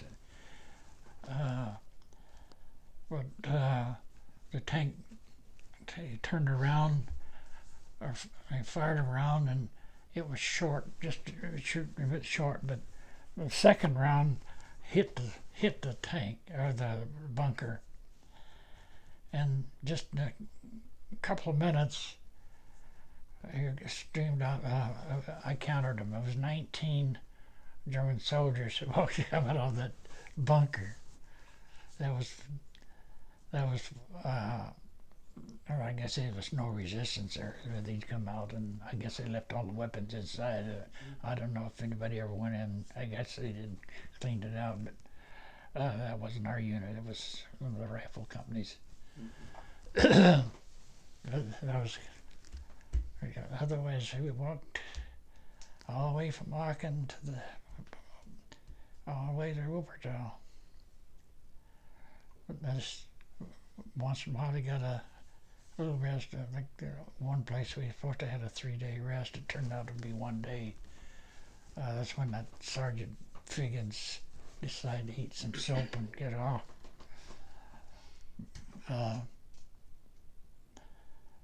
That's when I got my first haircut.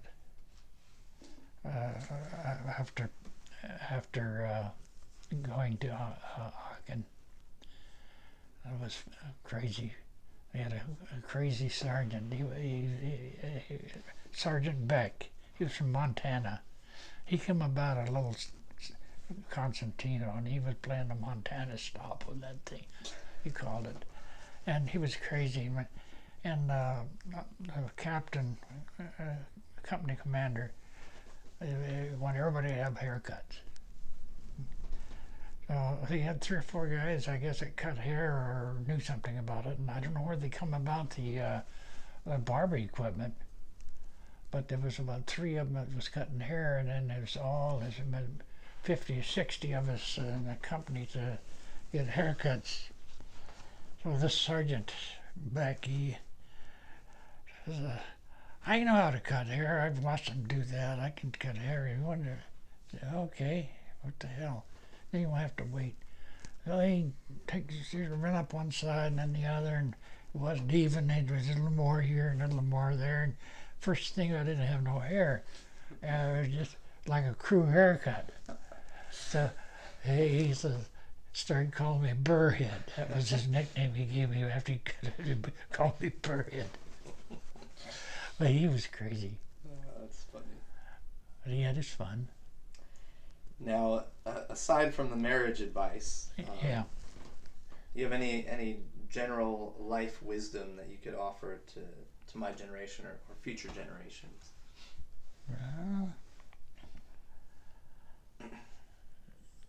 Just to do things together, I guess, would be the best thing. Work with one another. Like these trips helped us a lot. When we made 4, 5 or 6 trips back to Germany and all over, and then we made trips all over Caribbean, East Canada, West Canada, Australia, New Zealand, and I think those help a whole lot to do things together. I think. Great. Well, I want to thank you very much for sharing your story with me, sitting down with me.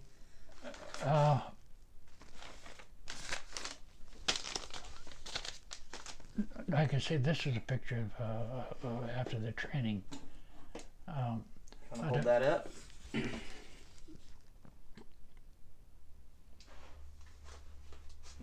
have you tilt it forward a bit. There you go. That was in Texas. Yeah, Camp Fannin, Texas, near Tyler. Can you locate you in there?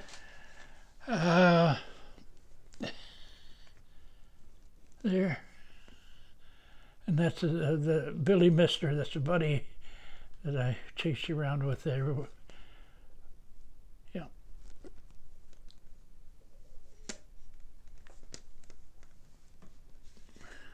Okay.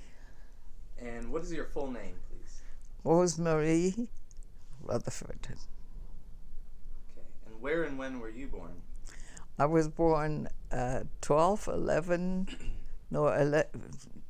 December is 12/11/32 And where were you born? in Berlin. Okay. And can you tell me about your childhood growing up in Berlin? Yeah, it was wonderful till the war broke out. I was let's see, the war broke out in 39. So I was 7 years old when the war broke out. And it was wonderful because we lived in a nice home and had everything. And I went in a tennis club and I learned to play tennis right away. And then I transferred to the middle school, which was private school. And no religion was involved in that school. It was just the Sophie Scholl Schule. And it was after famous. I got the book, but it's all in German. And so I went. I got pretty good grades. Only English I had to take 2 years because I hated it. It was so stupid to me. But you had to graduate. That, it's like here, like you have to have it, And, well, the second year, man, I picked it up like crazy then. And if we talked English to a American, then the teacher was an old teacher, but she learned her English in England. And you know how much different that is.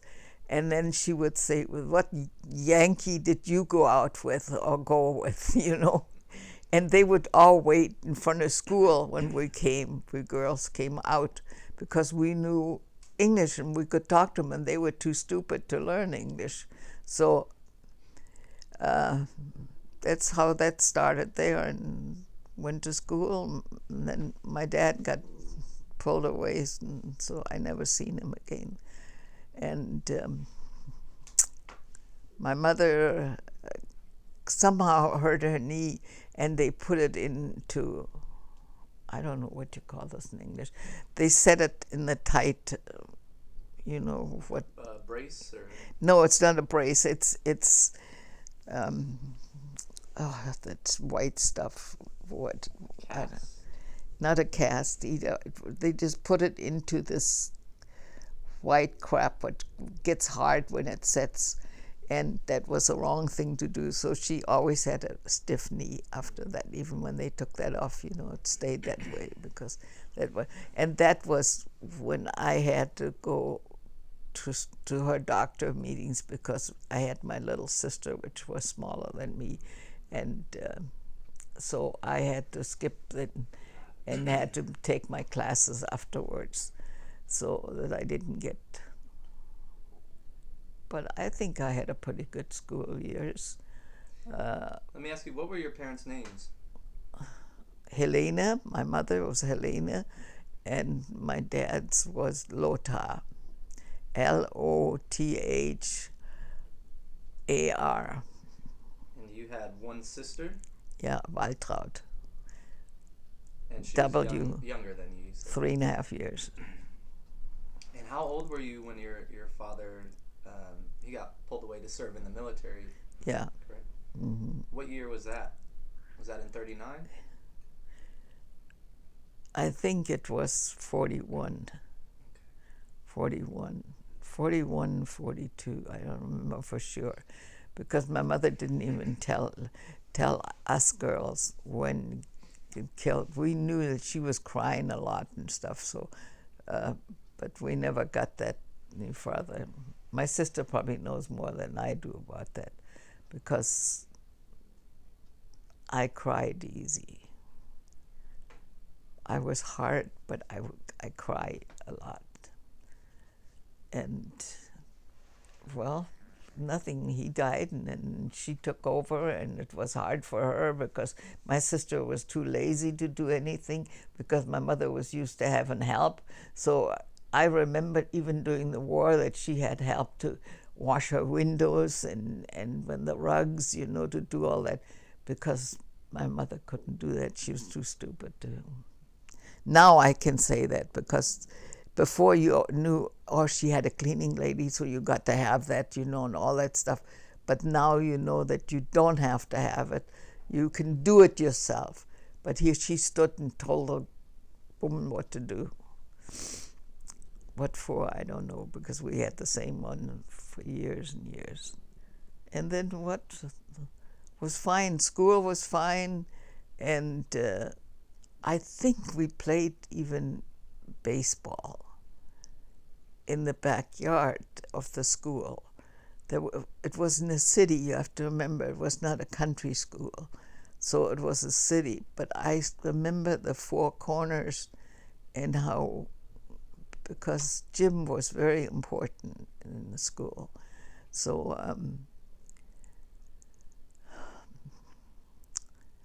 I only went to the Hitler school, I call it, for 4 years. I think that's all. then I transferred over to this Sophie-Scheu-Schule.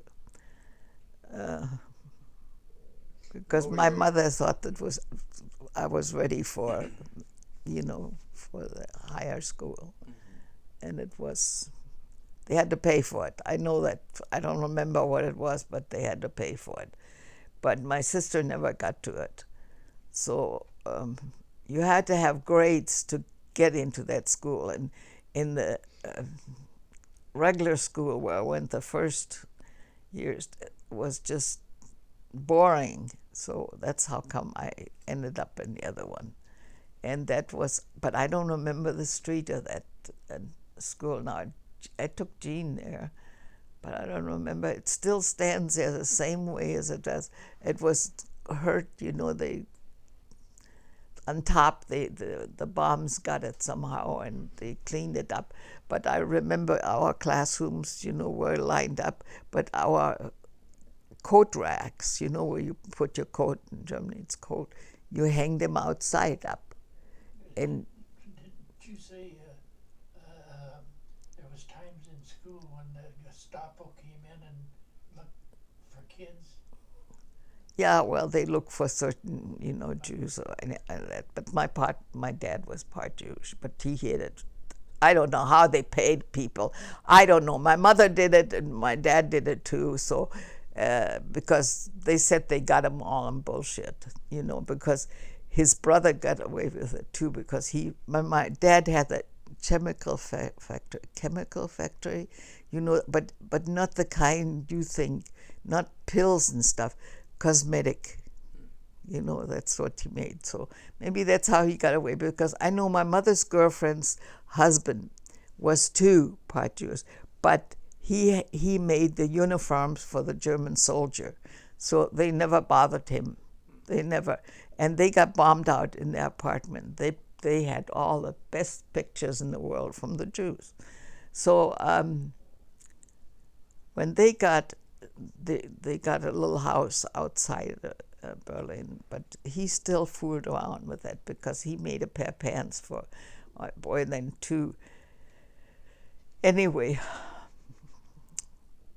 when I went to that school, I finished it ahead of time, way ahead of time, because they give you tests on your languages, on your math, on your geography, and all that. You get the test, and if you pass it, it's fine.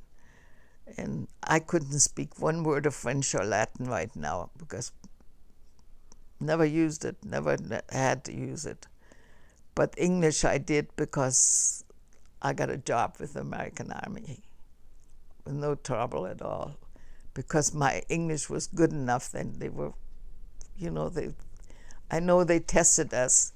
So I worked part-time at the club, at the officers' club, as a waitress for the Americans, and I worked full-time for the... But the Americans could have done it all themselves, but they were too lazy. Why should they? They had us, and I guess whoever paid for it, that was the easy way out.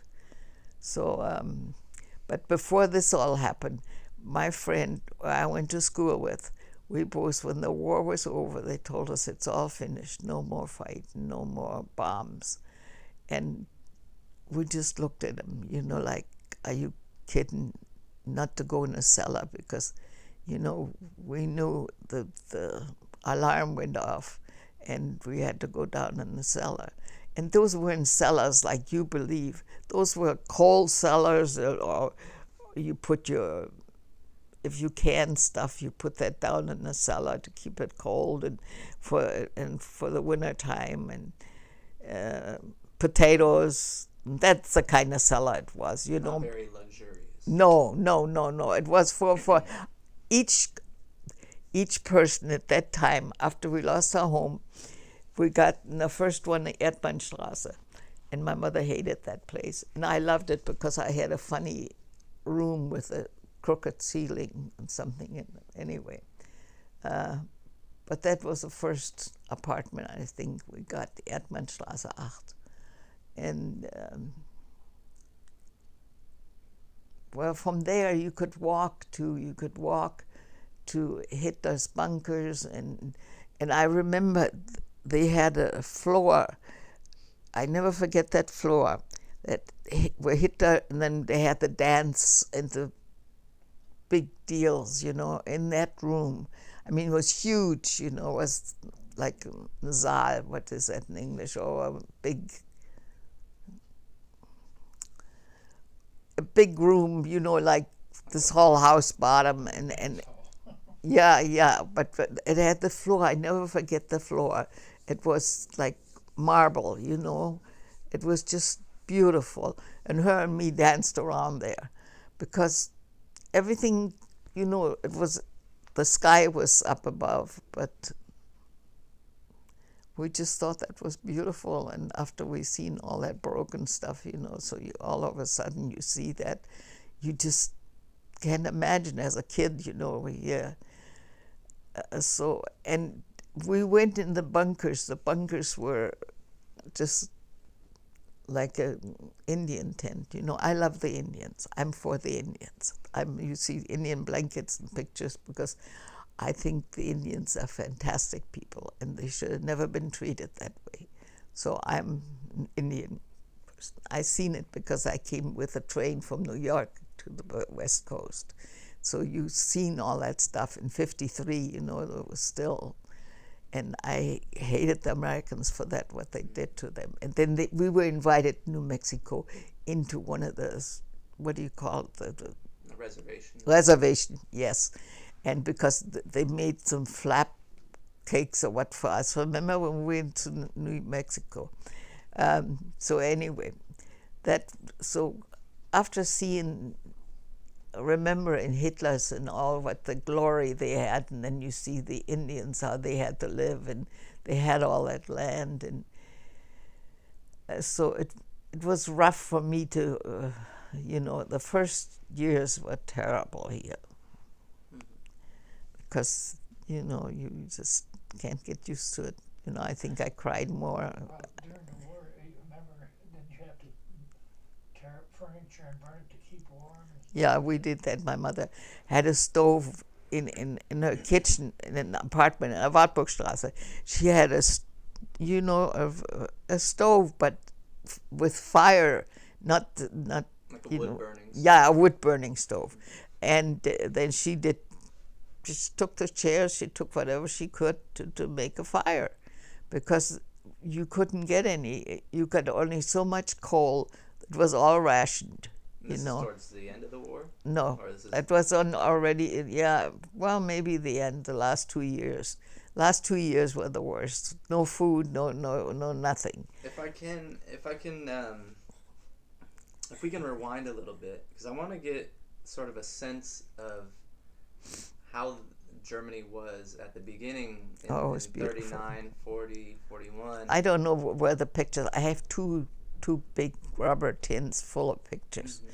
And I don't know if my sister got all of the pictures. I remember what we had in the strollers and where I was in and my sister was in, and we were dressed nice. And I seen a picture from my mother noch that she kept herself up nice. And I'm going to show you a picture of a house which we lived in, but only for a short time, because Hitler didn't know where to put the women with the children anymore. There was just nothing left. So that was the house where you told me to come out because you were afraid it's going to fall on me. Remember? Outside of This is what the buildings looked like, bombed out in Berlin. I mean, the pictures are old, so they looked. And this was the border when the Russian took Berlin, half of Berlin, and there was a border. You had to cross from the west to the east, and that's where the Russian. This was already when it was over, and this was a house, and those 3 windows there. My mother, they gave us those to live in it, and I knew they would tear that house down because she had the big German flag right standing on the front door when you open the door. Oh, that's me as a little girl, see? we had good times. And that was me when I was vacationing on the sea. That's one of Gene's, I don't know where, but this is you with the Hitler thing on. And this is still a German flag, a German stamp with our Bundestag.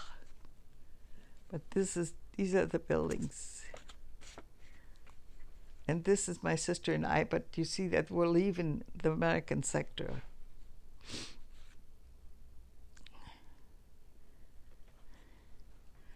And this is what it looked like. This is a city which was full of houses, and there was nothing left.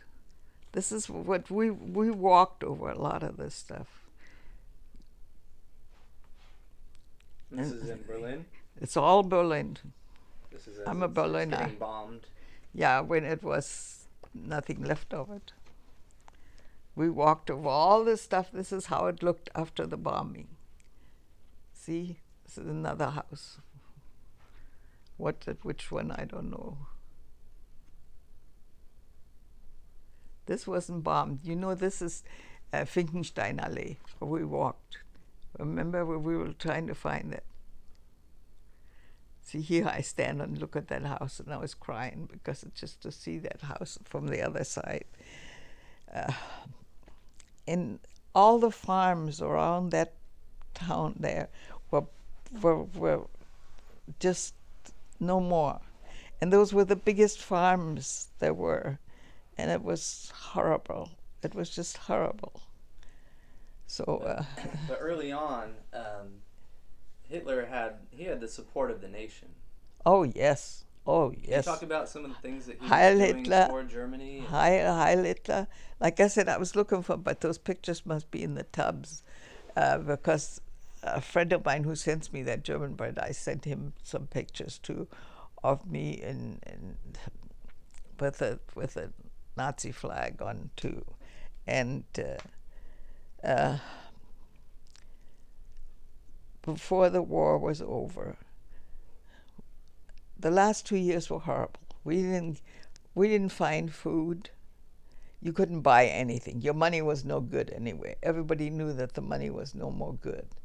My mother got rid of so many things in trade, and then when my father died, I went and took his clothes and traded that for food.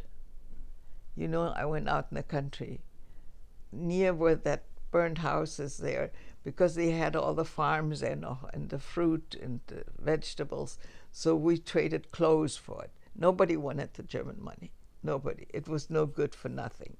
So I learned. I was the only one. My sister was too stupid. She was just young and she didn't want to get her hands dirty. So to this day, she is this way.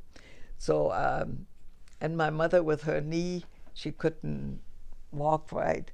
So I went to look for that. And that's the last 2 years, and then the first year after the war was over. Oh, I was in jail with the Russian. The Russian jailed me when I was a kid. So I was, how old? Gee, the war was over in 45, right? Mm-hmm. So that must have been in 45 when I tried to get to the West, because I had, my mother's sisters lived there. They lived in Hanover. So that was about 300 kilometers from Berlin, okay? And there was no bombing there. You didn't see nothing bombed in the little town there, Großburgwedel. Now it's a big town. But the Russian caught me trying to get there, walking. And so they used the cellars of a house for the jail, and they threw everybody in that room. Well, I was still a kid, so they had bars on it, but they were so far apart, I crawled through them and got out 3 times in one night, and they caught me. But I was a mean little bitch, so I didn't take anything from them. So I told them off, but they didn't understand me anyway. So I told them really bad. I remember that. And when I finally made it to Hanover, yeah, I came home with lots of food. but they stole a backpack for me because there's no trains running. It's just what the hell you call those trains? You know, the trains where they carry products. That's, and you have only that front. In the old days, the front was here's a train, and then in front you can stand, like the Freight cars? yeah, freight cars. As a freight train, and then in front was a place where you could stand, and that's where we got our rides on, and that's where they stole my backpack one night. And that backpack I had to borrow from somebody because we didn't have any more, nothing. So I borrowed that from a girl. Her dad was in the Air Force, and she kept it for some reason. She had that, and he was gone. But they stole that from me, and that was full of food. And that's all we cared, to have something to eat, because there was nothing. The stores were empty. And then we got on ration cards too. But you couldn't find the food was on the ration cards. Only the stuff with, like noodles or I don't know if we got rice. I don't remember what was there anymore, because I told my mother, I says, I'm sick and tired of this stuff. I go to the West, and I'm going to stay in the West. And I don't want to, but my mother wouldn't leave Berlin for nothing. And the only way you got there, if you went in one of those trains which hauled stuff, and my mother would have never got on there anyway. She was too picky. And, well, she was. I can't help it. But I was one of those devil kind. So I didn't care if I wanted something, like my mother would only eat butter. She wouldn't eat margarine or anything like that. Oh my God, not her. And to her last day, she wouldn't. So you had to find the butter in Berlin, and there was nothing to eat, but my mother needed butter. So you don't know what I went through to get a pound of butter. Oh my God, what I paid. That was like it is now, maybe $100 for a pound of butter. I mean, it was just such a luxury item that they look at you and they say, "What do you need butter for?" Take margarine. But all that was right after the war. And so I want to ask you, though, if I can, before times turned bad.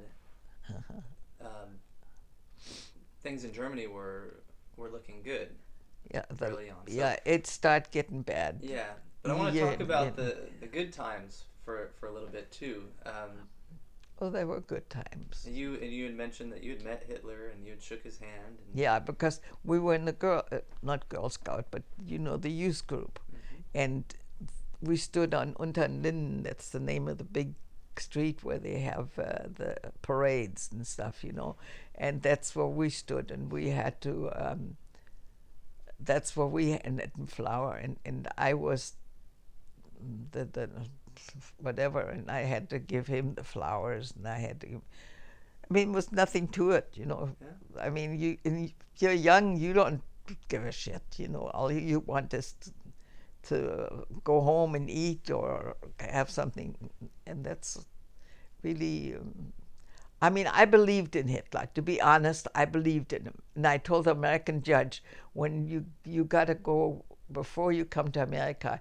At that time, in '53, you have to 52, I think it was even 52. That I told him. I says I believed in him, and I did. But things change when you get older and you understand more. But when you're a kid, give me something to eat and let me have some fun, and that's it. Call it brainwashing. Well, yeah, whatever you want to call it. So the news and the propaganda that you were receiving in Germany. I believed. Tell me about what. Well, they got a country, how Hitler went from country to country real fast, that and they would just throw it like Poland and all that. They went, I mean, there was no fighters there or nothing, and if it was the underground. The underground was bigger than any of the soldiers, because when Hitler went through France, oh my God, the women were crazy about him and all that. They every country did that, but then you listen to the rest of them, and the underground.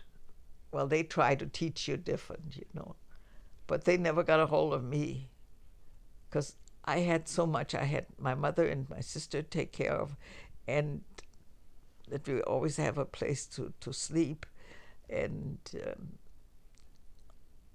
I think, as far as I can remember, all we were worried that we had food, and and go to school and have food and finish up what you had to finish up. But I did believe in Hitler. I did. I say that. I did, because it was just baked in your brain, that he was a good man, and that's all. That's why to this day, I don't understand how they got us. Took care of the kids. Yeah, he really did. The girls more, I think, than boys even. The boys, he had them all in the war, I mean, from 16 on, they were drafted. So, and I guess that he did a good job with us, because like I said, You're believers. We were believers, yeah. All of the girls in my class, I can say, were. And did you witness, or do you remember Killings or something? No. No, but when they were sort of rounding up the Jewish community. No, they didn't do that in front of us, and they didn't do it in my part where I lived. It was done in Poland. I never went to Poland. My mother said that's where the garbage lives. My mother was very, very strict. She says, you go to the east, and that's where the garbage is. You don't belong there. Now remember, never to go over that way. And to this day, I haven't been. Don't ask me why. I mean, I'm 85 years old, and I'm so stupid. It's where the garbage lives. My mother, that's what she called it. Yeah, where der Mist lebt. And so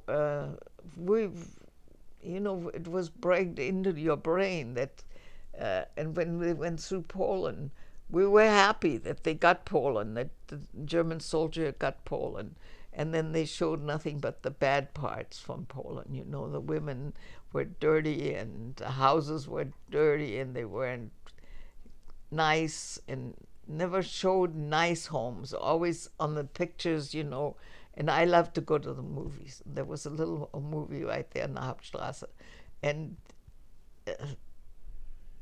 all of us went to, and even some which were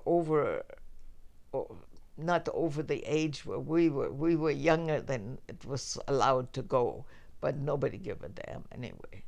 We went and seen all those, and I don't know. I mean, I told the American judge that I did believe in Hitler, and I did salute, and I said Heil Hitler, and I had my uniform, and only part of it, because they didn't have. And they even took one of the wooden necklaces, handmade. I don't know, one of my aunts brought it back from Bavaria, and they took it away because that was too fancy for the Hitler use. It was all made out of wood and painted and stuff. So they took it, and I never got it back. You mentioned earlier, Hitler's school.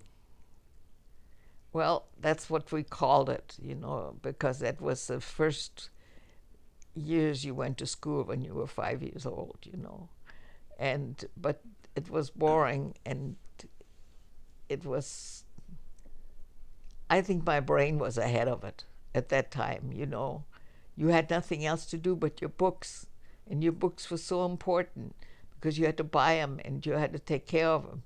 One time I got in trouble in school because I took a girl's book, and it was mine, a math book. But I was determined to get it, and you couldn't buy the damn things. You couldn't find them. And so I took hers, and they found out her name was still in it, and they got me for that. But I never forget that it was a math book, and I was so determined to get it.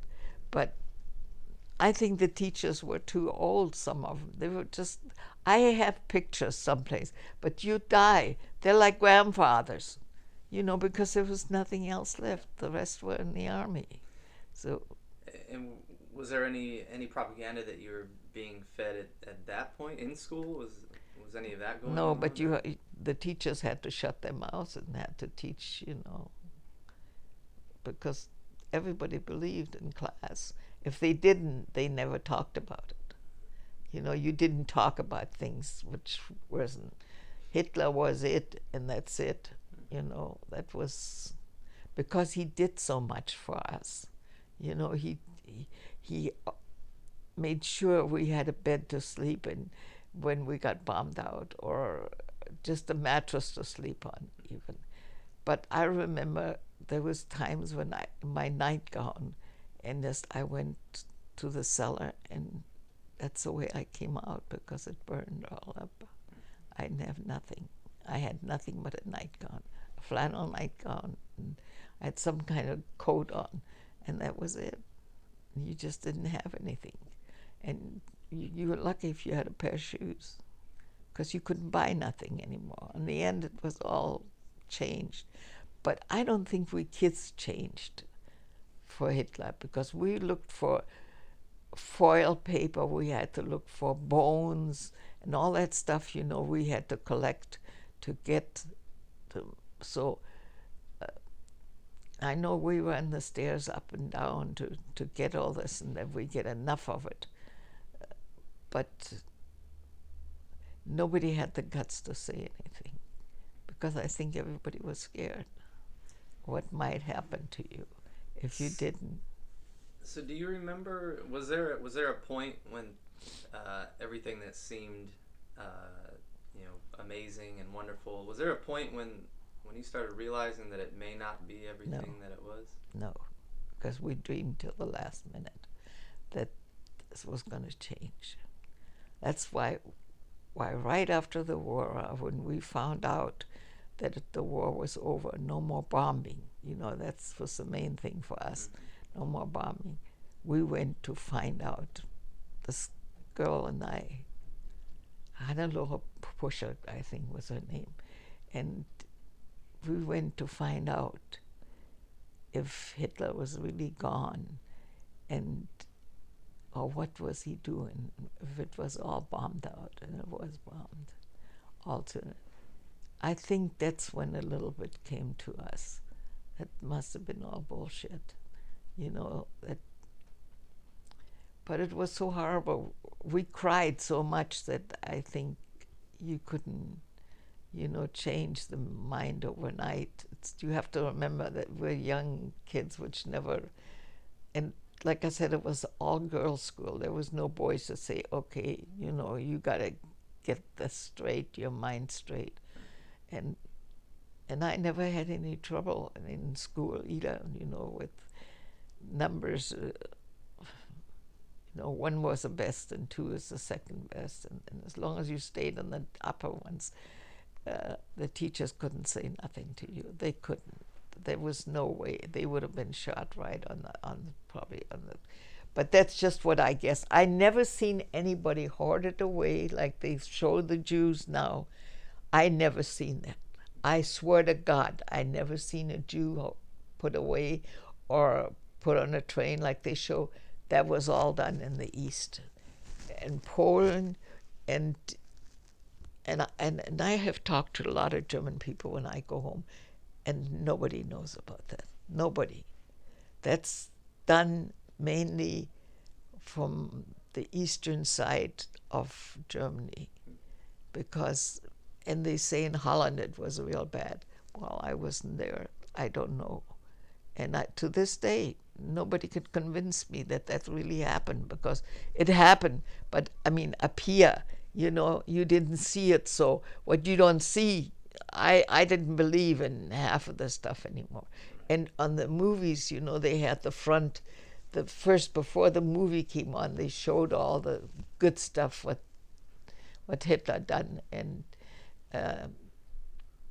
so you just, and then Himmler and all them, they had all kids. So how can you think that those people are so mean and so awful? You know, you just can't believe it as a kid. You just don't believe those things. When they've been nothing but nice and generous. Yes, and yes.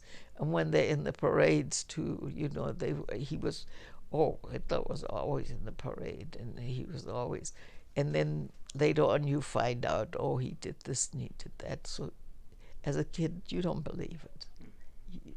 I mean, when I grew up, I didn't believe in the bad stuff. You believe in the good stuff. Because I had a good home. You weren't experiencing it. No, I didn't have any of that at home. And my mother worried about it. I know I have a hole in my head, and there's still a scar. I guess when I ran to the cellar, sometime we were late, you know, when the sirens went off, and then you were late, and I must have got a shrapnel in it, because that's what they told my mother. I remember that, and that's still there, because they tell me now, yeah, you don't have to worry, it'll be there till you die. And so, you know, that's the only bad thing what really happened to me during the war. But that was the Allies. Yeah, bombing. Yes. No, it was a goddamn Hitler Americans. was No, it was a damn Americans. We hated them, and we all stood together with us. And I had a girl blow her, I think, her lungs or something. She was bleeding through the mouth. She was dead, right sitting beside me in the cellar. You know, from the racket it made or something. Concussion of the... I don't know what. I didn't go that far. I just seen that, and that was, I cried. I cried a lot. I know I cried a lot. And that was in one of the bombings, what we got. And then when they bomb with the phosphor bombs, they go on the side of the house, and then they start burning from the middle of the house. You know, the middle of the four floors. But these canisters, they will go in the middle, so they don't. There's no chance. If they go on the second floor. We always looked this way when we got out. I remember, because we always said, "Is it burning?" You know. So, but when they do burn, we didn't have a chance to get anything. They wouldn't let us go up again. We were never downstairs. So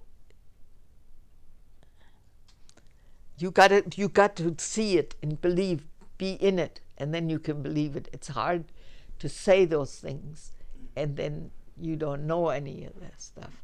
That's why I say, and the British, I think, were a bunch of, I don't say all of them, but most of them were chicken shit, because they came in the daytime, and you can see them look out of the windows in their planes.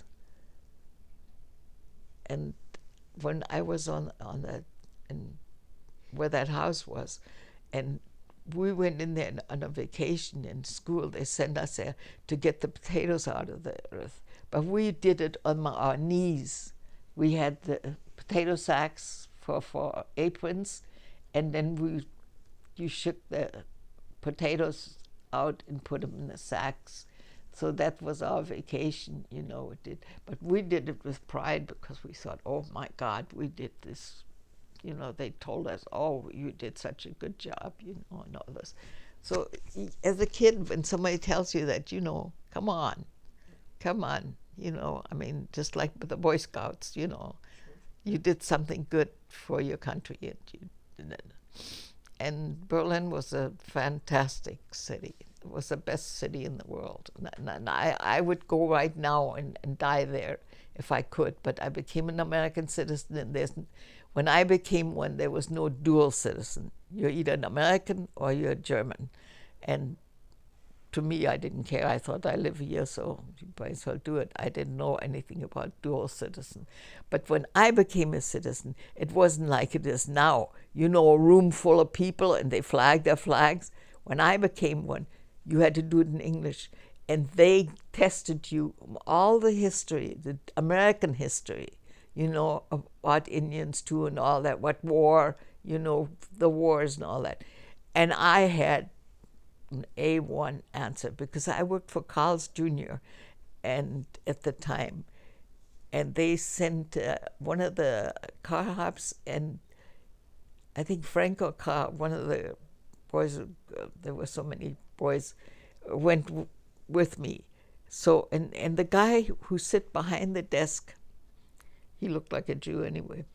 So he said, you know that you know more about the American history than I do. That's what he told me. That's when Carl or Frank, I don't know, either one, jumped up and says, okay, Rose, you're a citizen. You don't have to worry about nothing.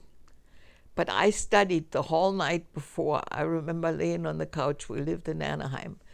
And studied because I wanted to make sure. That's how I was used to it. You know, in school and anything, study, that you gotta get a good one. And that I will never forget when that guy said that to me.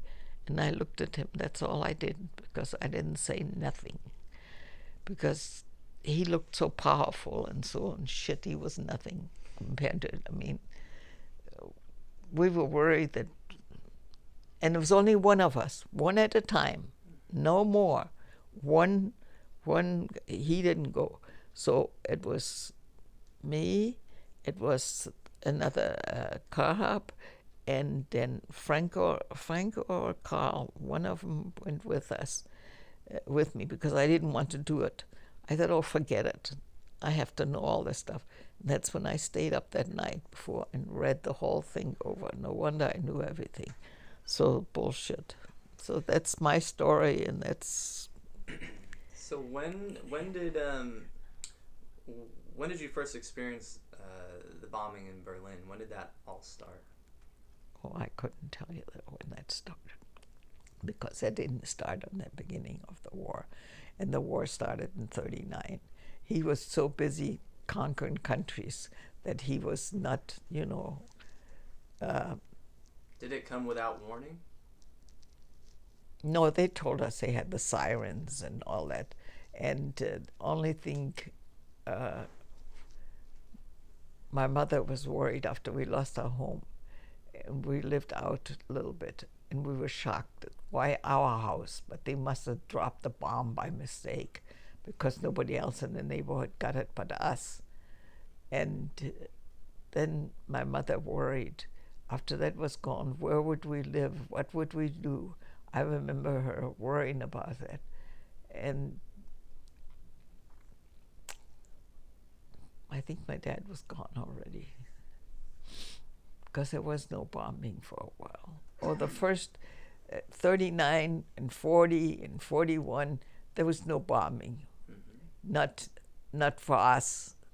Maybe bombing someplace else, you know, but not for us. The Germans bombed, but the Americans weren't in Berlin at that time. If they were bombing certain things, what they needed to bomb, you know, and strategic.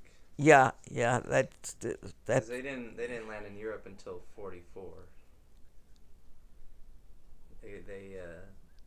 Well, that's when the war was over already. 44, 45 was a bad year, because that's when they really let us have it. Because in 44, 45, the war was over. So they probably started in early 44, because I know it was over a year, because we had to, you know, to get the windows really dark, the room dark. If we turned the lights on, my mother put blankets over it, you know, that there was no light coming through.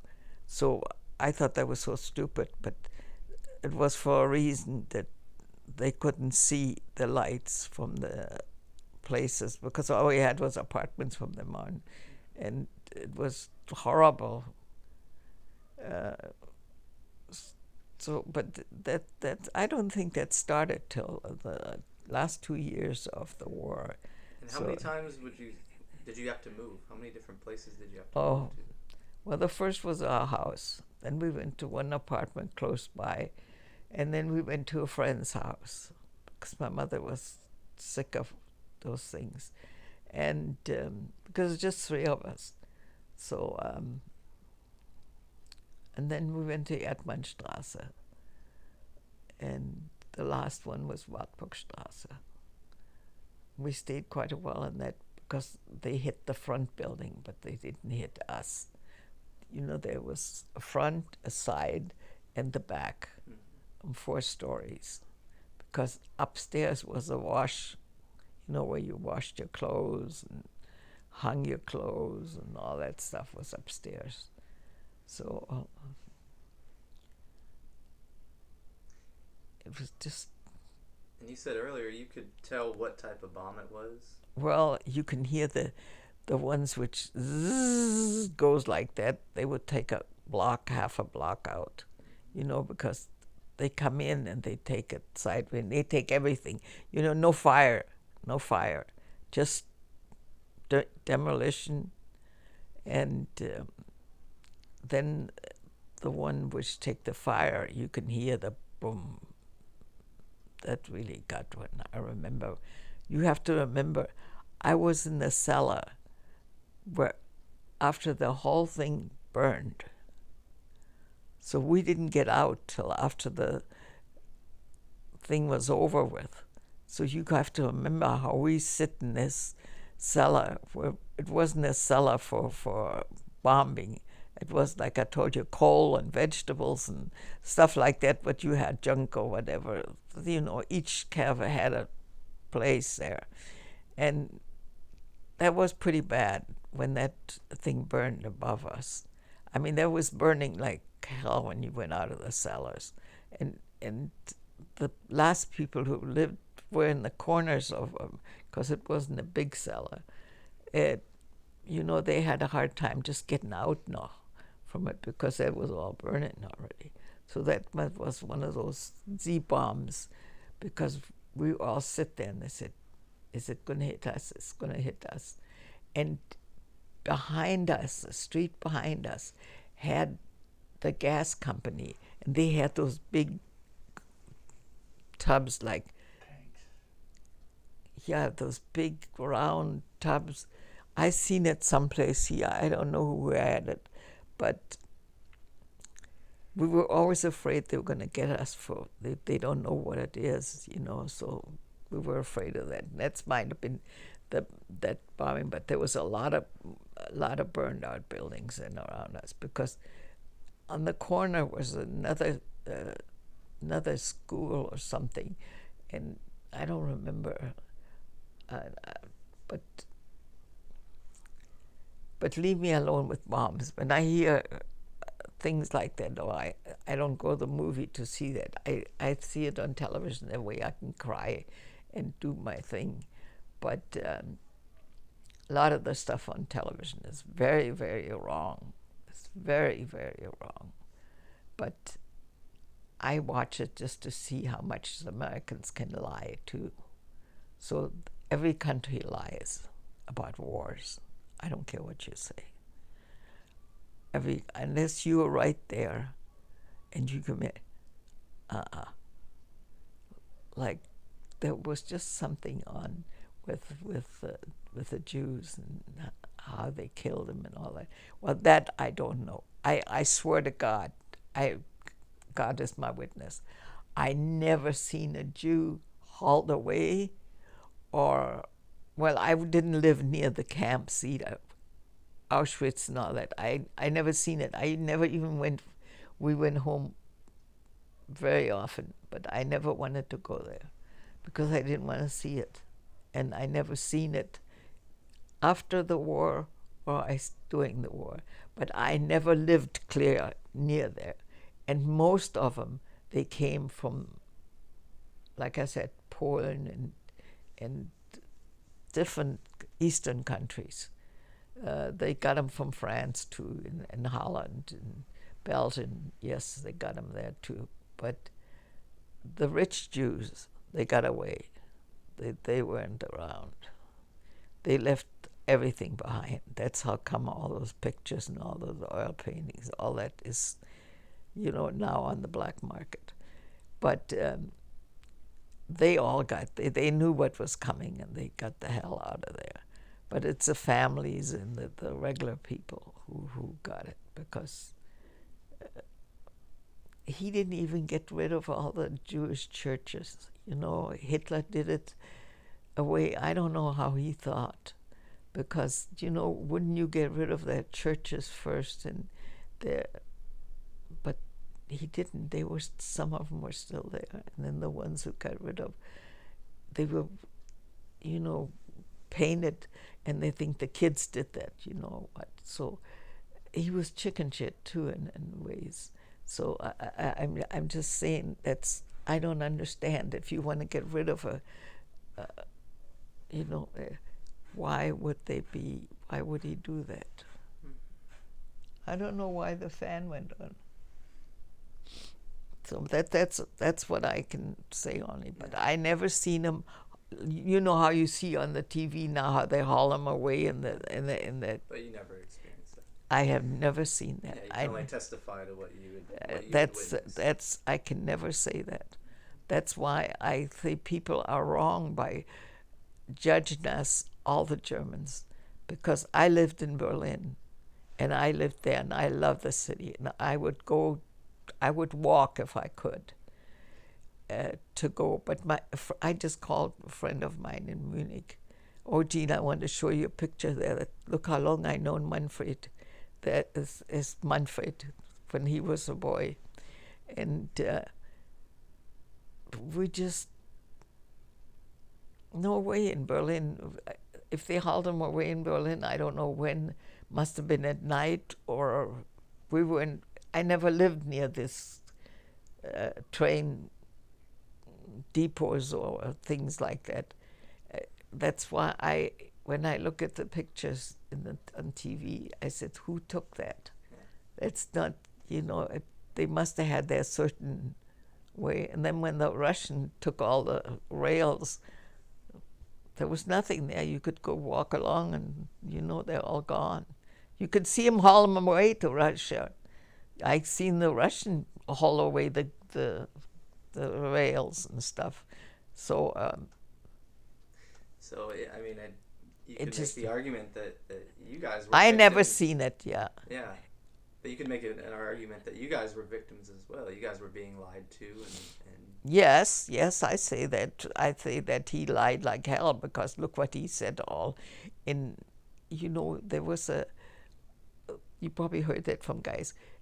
Before they would show a movie at the movie theater, there was always a show of fighting before, how great the German soldier is, and the bombing and all that shit, Well, I know that was just lies, just like the lies they tell in America now. I mean, they all have to lie to do. They can't go in front.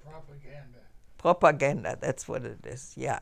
So, and I see that, and I says, you see how stupid you were, But I was a kid, and when somebody tells you something, like my boy also in the Boy Scouts, that he probably believed things too weren't, So I think every country does it.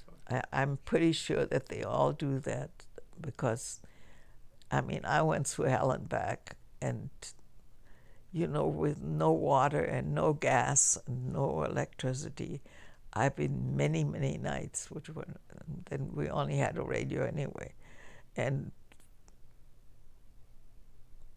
like I said, that's just the way my life was. So don't tell me. I've been through hell and back, and I don't wish that on any kid in this country. I don't wish that on nobody, what we went through. And my sister don't even know things, what I had to go through, because she was too pimpy. Gene, what would we call Waltraud? Too. What were some of the sacrifices and things you'd have to do to help survive towards the end?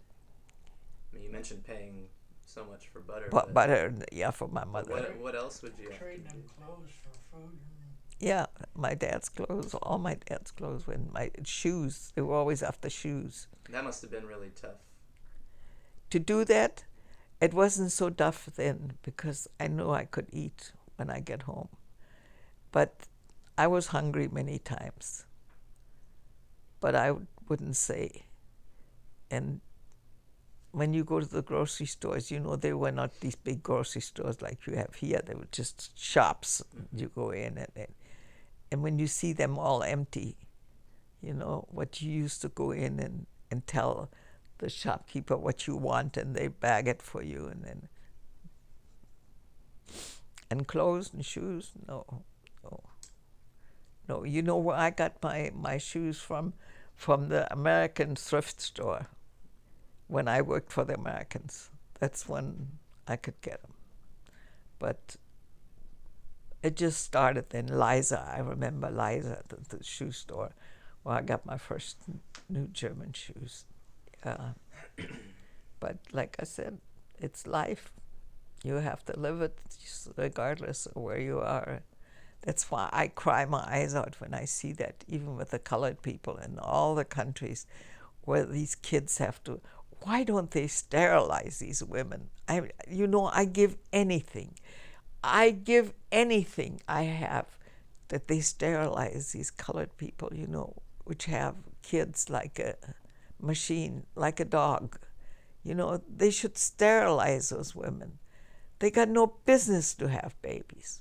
They have no food, they have no water, they have no nothing, and they keep having kids.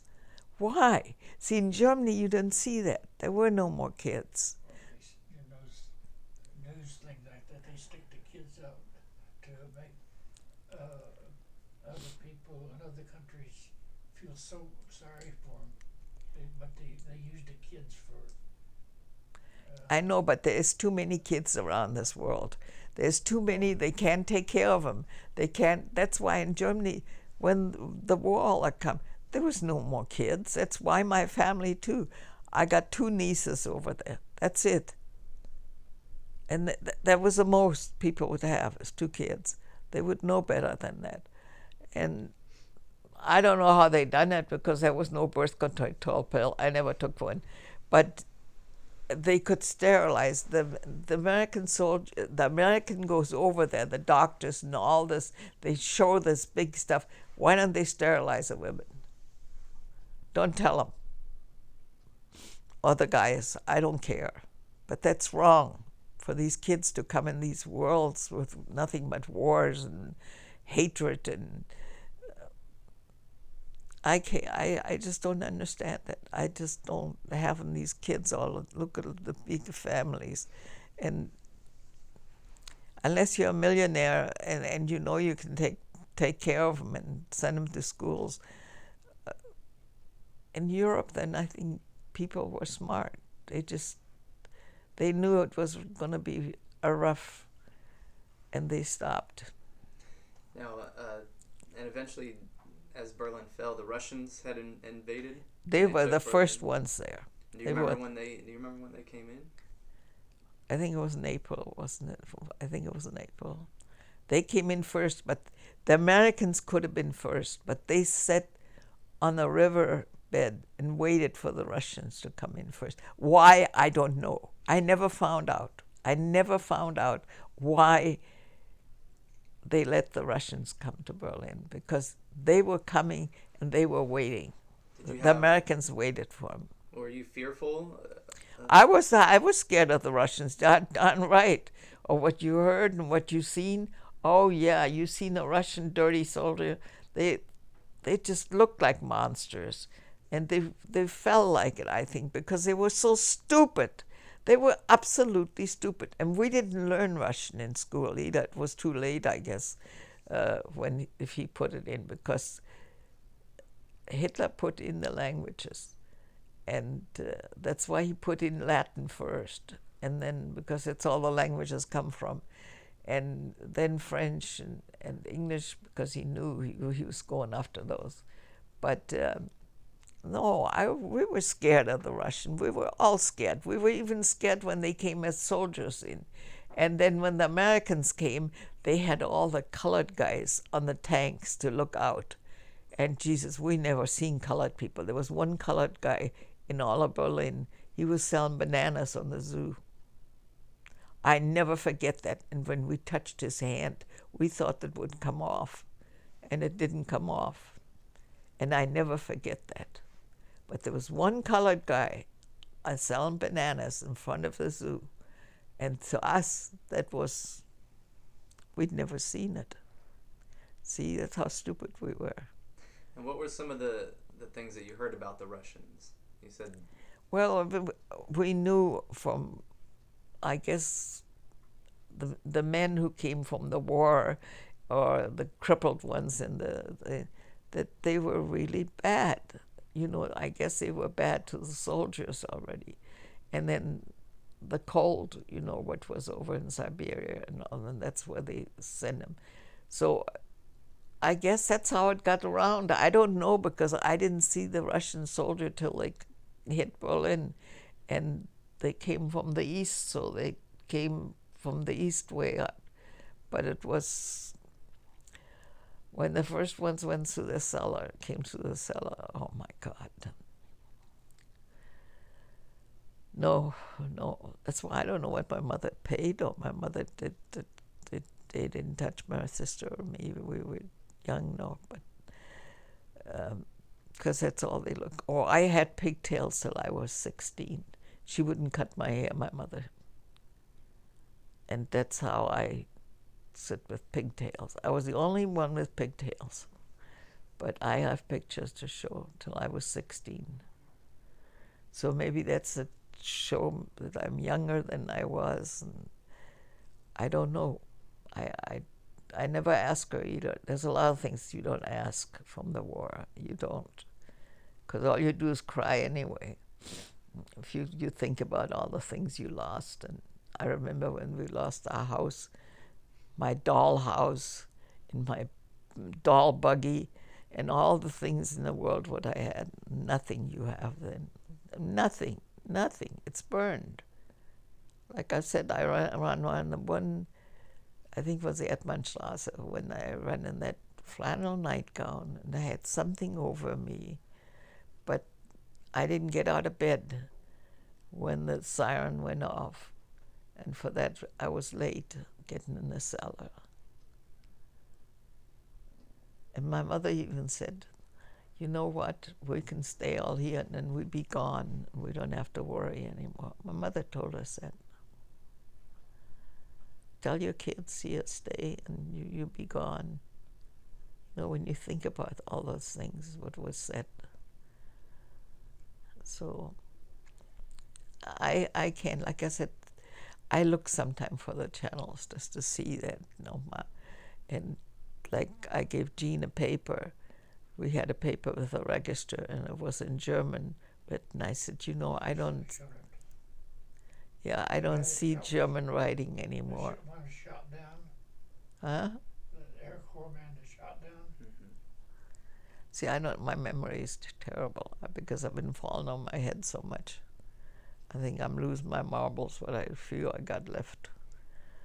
But I just don't want anybody, none of you guys could make it.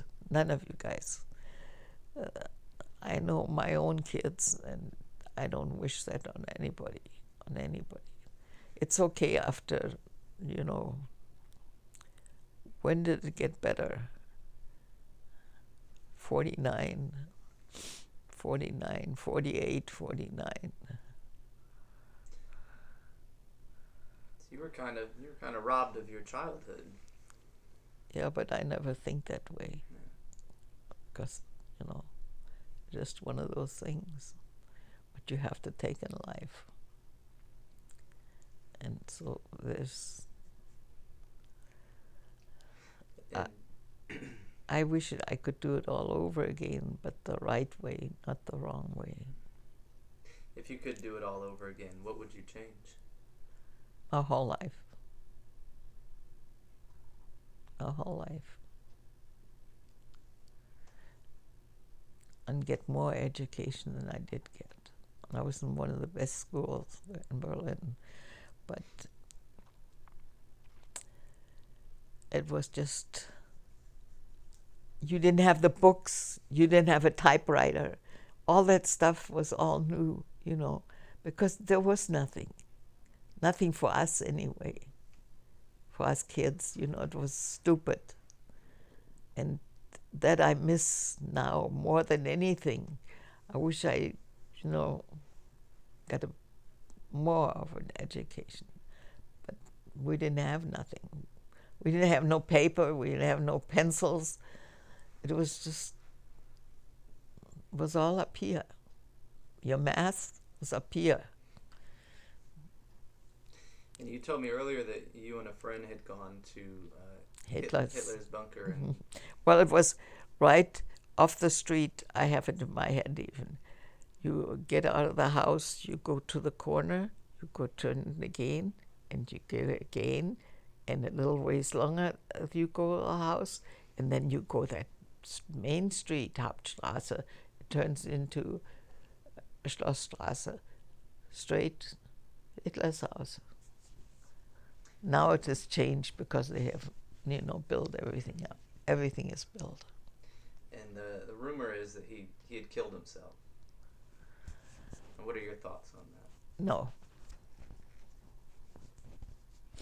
I think he got the hell out of there. He thought, if he can get the Jews out, why can't I get myself out? That's the way I think now. And where do you think he went? Argentina, and one of those countries where a lot of mixed breeds all end up. I mean, he wouldn't be alive anymore, but that's where he probably went with Brown, with his darling. So that's what we thought when we looked at that, all the way it was. It was just like somebody packed and gone. But then the Russian declared that he killed himself, you know, so that's the Russians. I don't believe a word what they say. Did you still admire him at that point? No, I think we lost some of it by then, because when the war ended, we never thought the war would end that way. You know, we had big things in our heads. And when that ended, it was just the end for a lot of things, you know. I don't think you cared about your life anymore. It's just like somebody cut it off and you're finished. You know, that's because the teachers, I think, they came to a point for bitching about, you know, if you've done something wrong or something. So, you know, life, everybody has something in life. It's not going perfect for anybody. But that was, for me, it was horrible when I think about it now. And when I can't help myself to see the lies on the television now, because I don't believe all the things they show. I just don't. I can't. And this woman who talked to me so bad the other day, it wasn't long ago. No, I think it was in Orange when I went to that. When she said that to me, I thought, why are you so mean?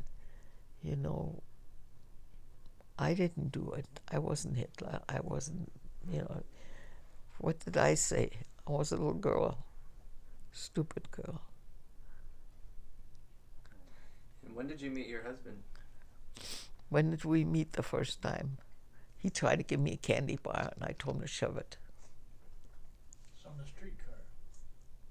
I told him to shove it. And when you get off the streetcar, I came from my tennis. in front of where I followed you.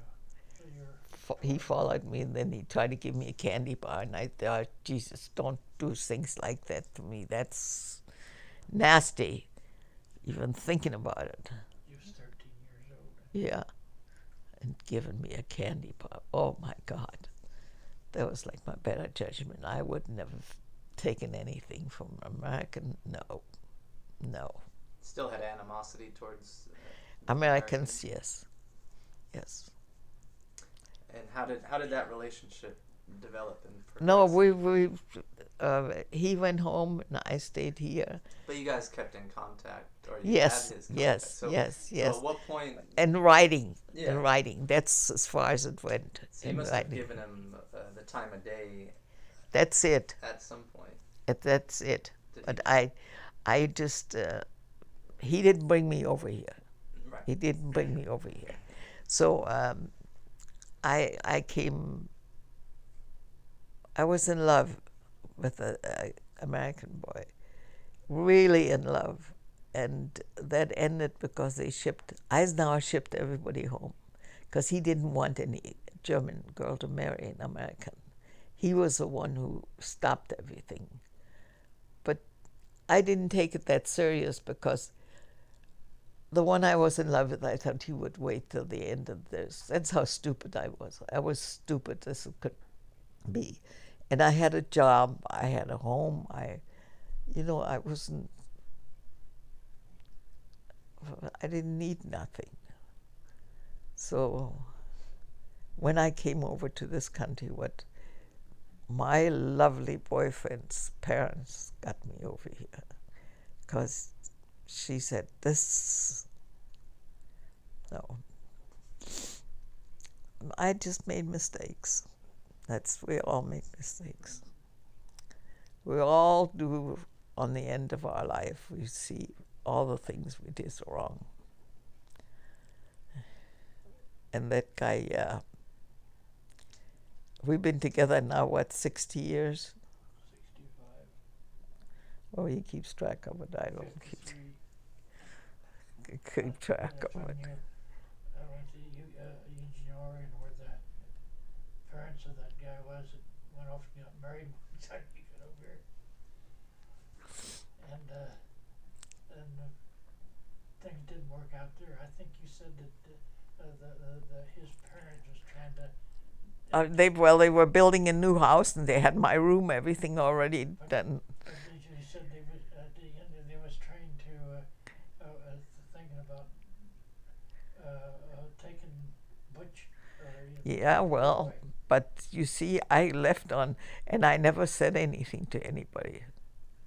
That's when His sister wrote to me letters and says, try it, wait for him, he's gonna come. Yeah, they thought I was the greatest thing on earth, and I said, no way, no way. So I got a job right away when I came to America. I was 7 days in America and I went to work. 7 days. So I'm proud of myself. I never collected a nickel from anybody. I got beans thrown in my face and stuff when they found out I was German. It was bad here in America for me, much worse than in Germany. GIs over there were nice, but over here, nasty. I learned everything the wrong way, I think, you know. I was living in Compton when she came down from Oregon, and wasn't long after she got on this Queen for a Day. They had that. Oh, I won that. Yeah. For a Day, and she won that thing. You had all these trips and all this time, but wasn't long after one of them neighbors. I don't know. Whenever you figure out who it was, some woman left some note on there.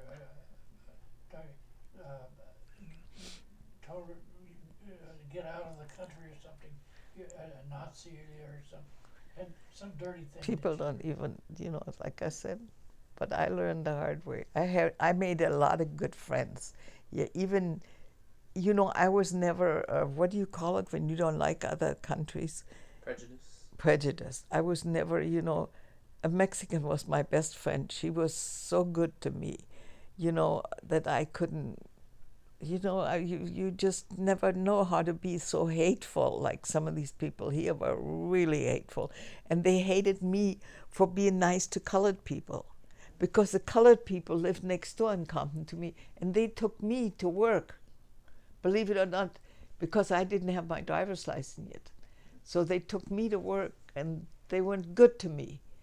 And what the hell's the difference that they're black? You know, that to me, I didn't understand that.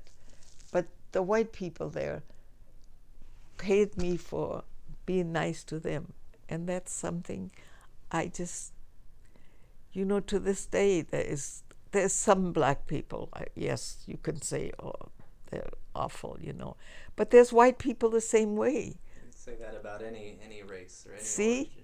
origin. So to me, I don't, you know, and that's why the Mexican people, when somebody say that, and Maria, I had her for years and years, and we both were the best, and she died, and it was, I miss her to this day because we could talk and she understood, and, you know, but her girls, she had 5 girls, and they just don't know how I miss her. And so that's why nowadays I'm a bitch, I know, because I tell the truth, I don't lie. If somebody asks me, how does this dress look on me? I said, do you want the truth? Okay, you want the truth? I tell you. You look like a jackass. You know, and they can't understand that, so why ask me? I've told them for so long already, don't ask me, because I don't want to lie to you. Why would I?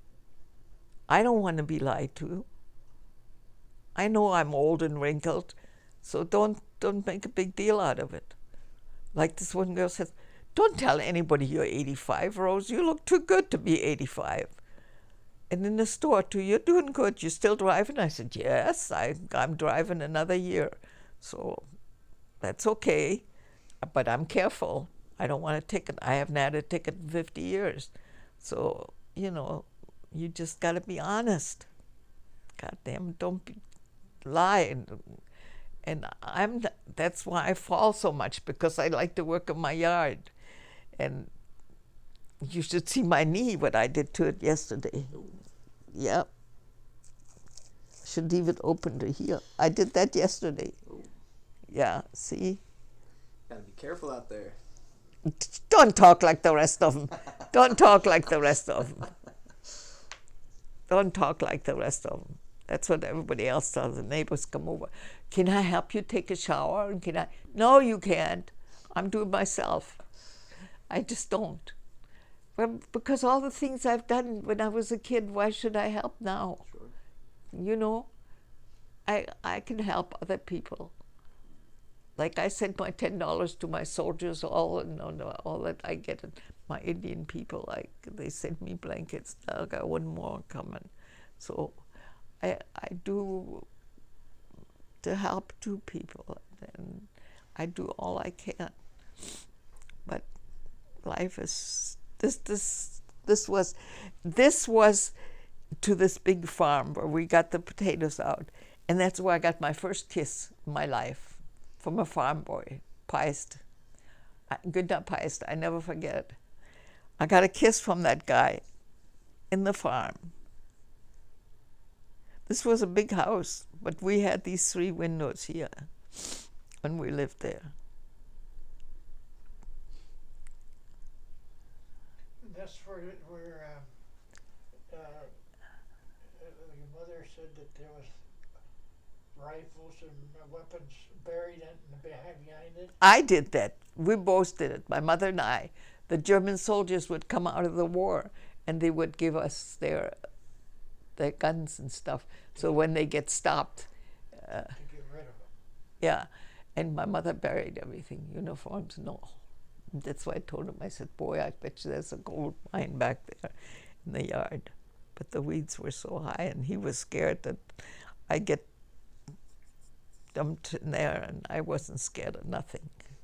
That's my problem. I'm not scared of anything. See, like you said, be careful. Well, everybody tells me, don't do that, Rose. Don't go in the yard. Don't do that. Don't do this. Bullshit. I mean, I've done all my life. Why should I stop now? That is silly. It's silly. But I fall on my head too much. That's my problem is. I fall on the head. Now, last question I have for you. If you have any advice for the youth today, future youth of Oh tomorrow? God. I go to Germany and I talk to the university kids in Heidelberg. You probably heard some universities. Heidelberg, Berlin, the biggest ones, the oldest ones. And I talk to them. I love to talk. They love to talk to me. I got a big mouth anyway. But because I can talk English and German, so that's what they think my English is so good. And I tell them, what's your dream? To go ins Ausland. That's going in another country. It's most of them. Because they know they can do more. Because I tell them, I said, they're going to get so homesick. I'm so homesick. I give anything. But all I'm allowed for is 6 months in Germany. And I don't have no more family. They're all dead, except the 2 nieces. And they've had it too easy in their life. And so they care. But I would love to go back to Germany. But this friend of mine I phoned, Manfred, he's a millionaire because he went to Saudi Arabia and set up the television station for them years ago. And he still can go and get... I don't know, but that was the big television things. That was where all Manfred did that all. And Manfred told me, he says, but I told him, I says, Manfred, I'm coming back to Germany. I don't want to stay here. I don't want to die here. I want to go in Germany. And he said, don't. He said, Germany isn't like it used to be. So you see, they all changed. So when he said that, I said, why? He said, well, I said, what are you paying the rent? He's got a home in Monaco. And he leased out his apartment. His wife died. And he has a home in Munich. And he leased that out too, and he rents an apartment in Munich. And he told me I don't know what he's paying for it, but he's paying a fortune for it. He said, well, rent is very high. And then it's very high, and he says, you wouldn't like Germany anymore. It has changed so much. I said, the Ausländer, that's the foreigners. Yeah, the foreigners. So it's in every country, so I guess... Ausländer, yeah, that's foreigners. And he said, yes.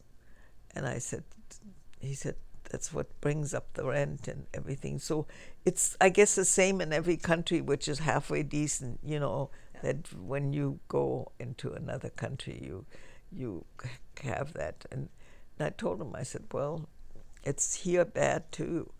But I said, I can talk German and I can get along. I said, at least they're human beings here.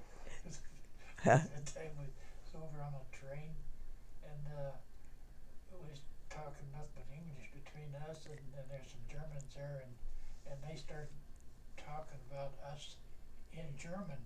I don't know what they were saying about Germany. Yeah. I turned around and I let them have it. They had no idea. They stood there like somebody water bath, So I said, don't you dare talk about the Americans. I says, where would you be if the Russians were here? So I told him, I says, you are lucky that the Americans came to you and freed you. Well, we didn't have no trouble. We never had any trouble with anybody. I said, yeah, the Russians? I said, I was in Berlin when they came. I said, do you remember? And I said, you see, you live good now. You lived in your home. And the Americans didn't destroy the countryside. The countryside is fine. I know because I go to the towns and I'm happy to see that's the same. It's built up like crazy in Germany too. But it looks the same in me. And my aunt, my mother's sister, is where I spent a lot of time when I was a young little girl. And she only had one boy. And he was in the tank division in Italy. So he died. And we were really like brother and sister together. I remember him taking me on his bicycle always in the front seat to go everywhere. but it was good times, and that never changed. That street still looks the same way as it did as long as I remember, cobblestones and all that. So there's some things stayed the same, but I don't wish this last war in Germany on anybody here in America, because none of the kids would take it. They just wouldn't. There's boys who I know, they think they know it all, and but they couldn't. They couldn't take that shit. This going in the cellars or going wherever you go if you had an attack. And if you get, that's why I pray to God that Russia would never come, because if they come, you're finished.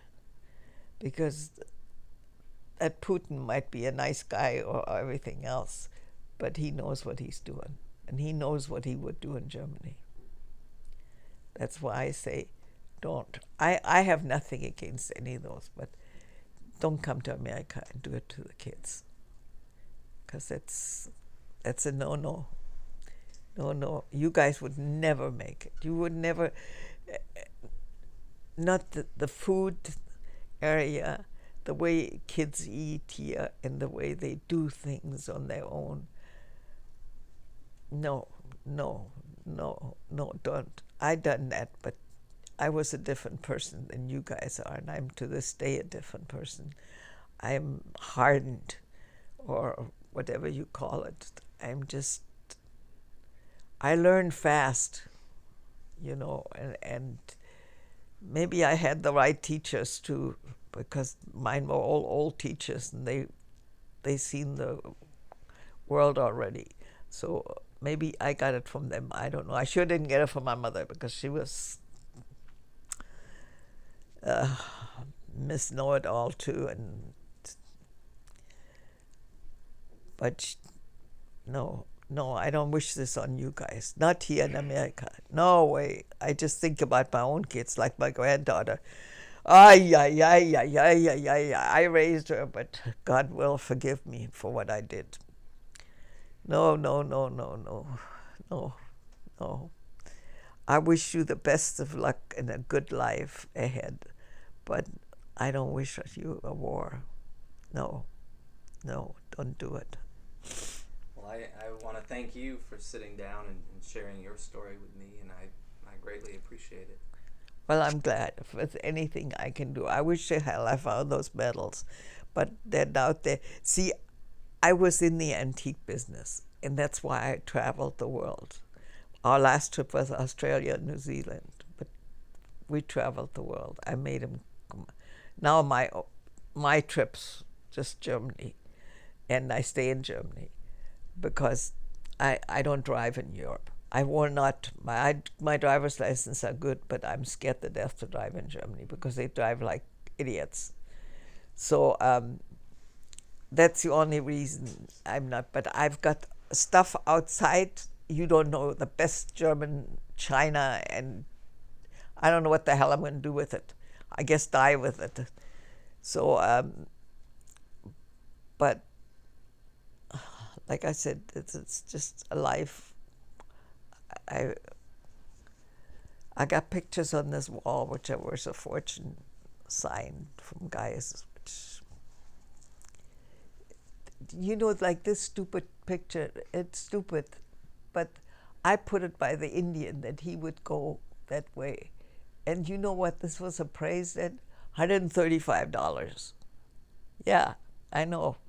And you should see some of these other ones I got. They're all signed, but it's okay.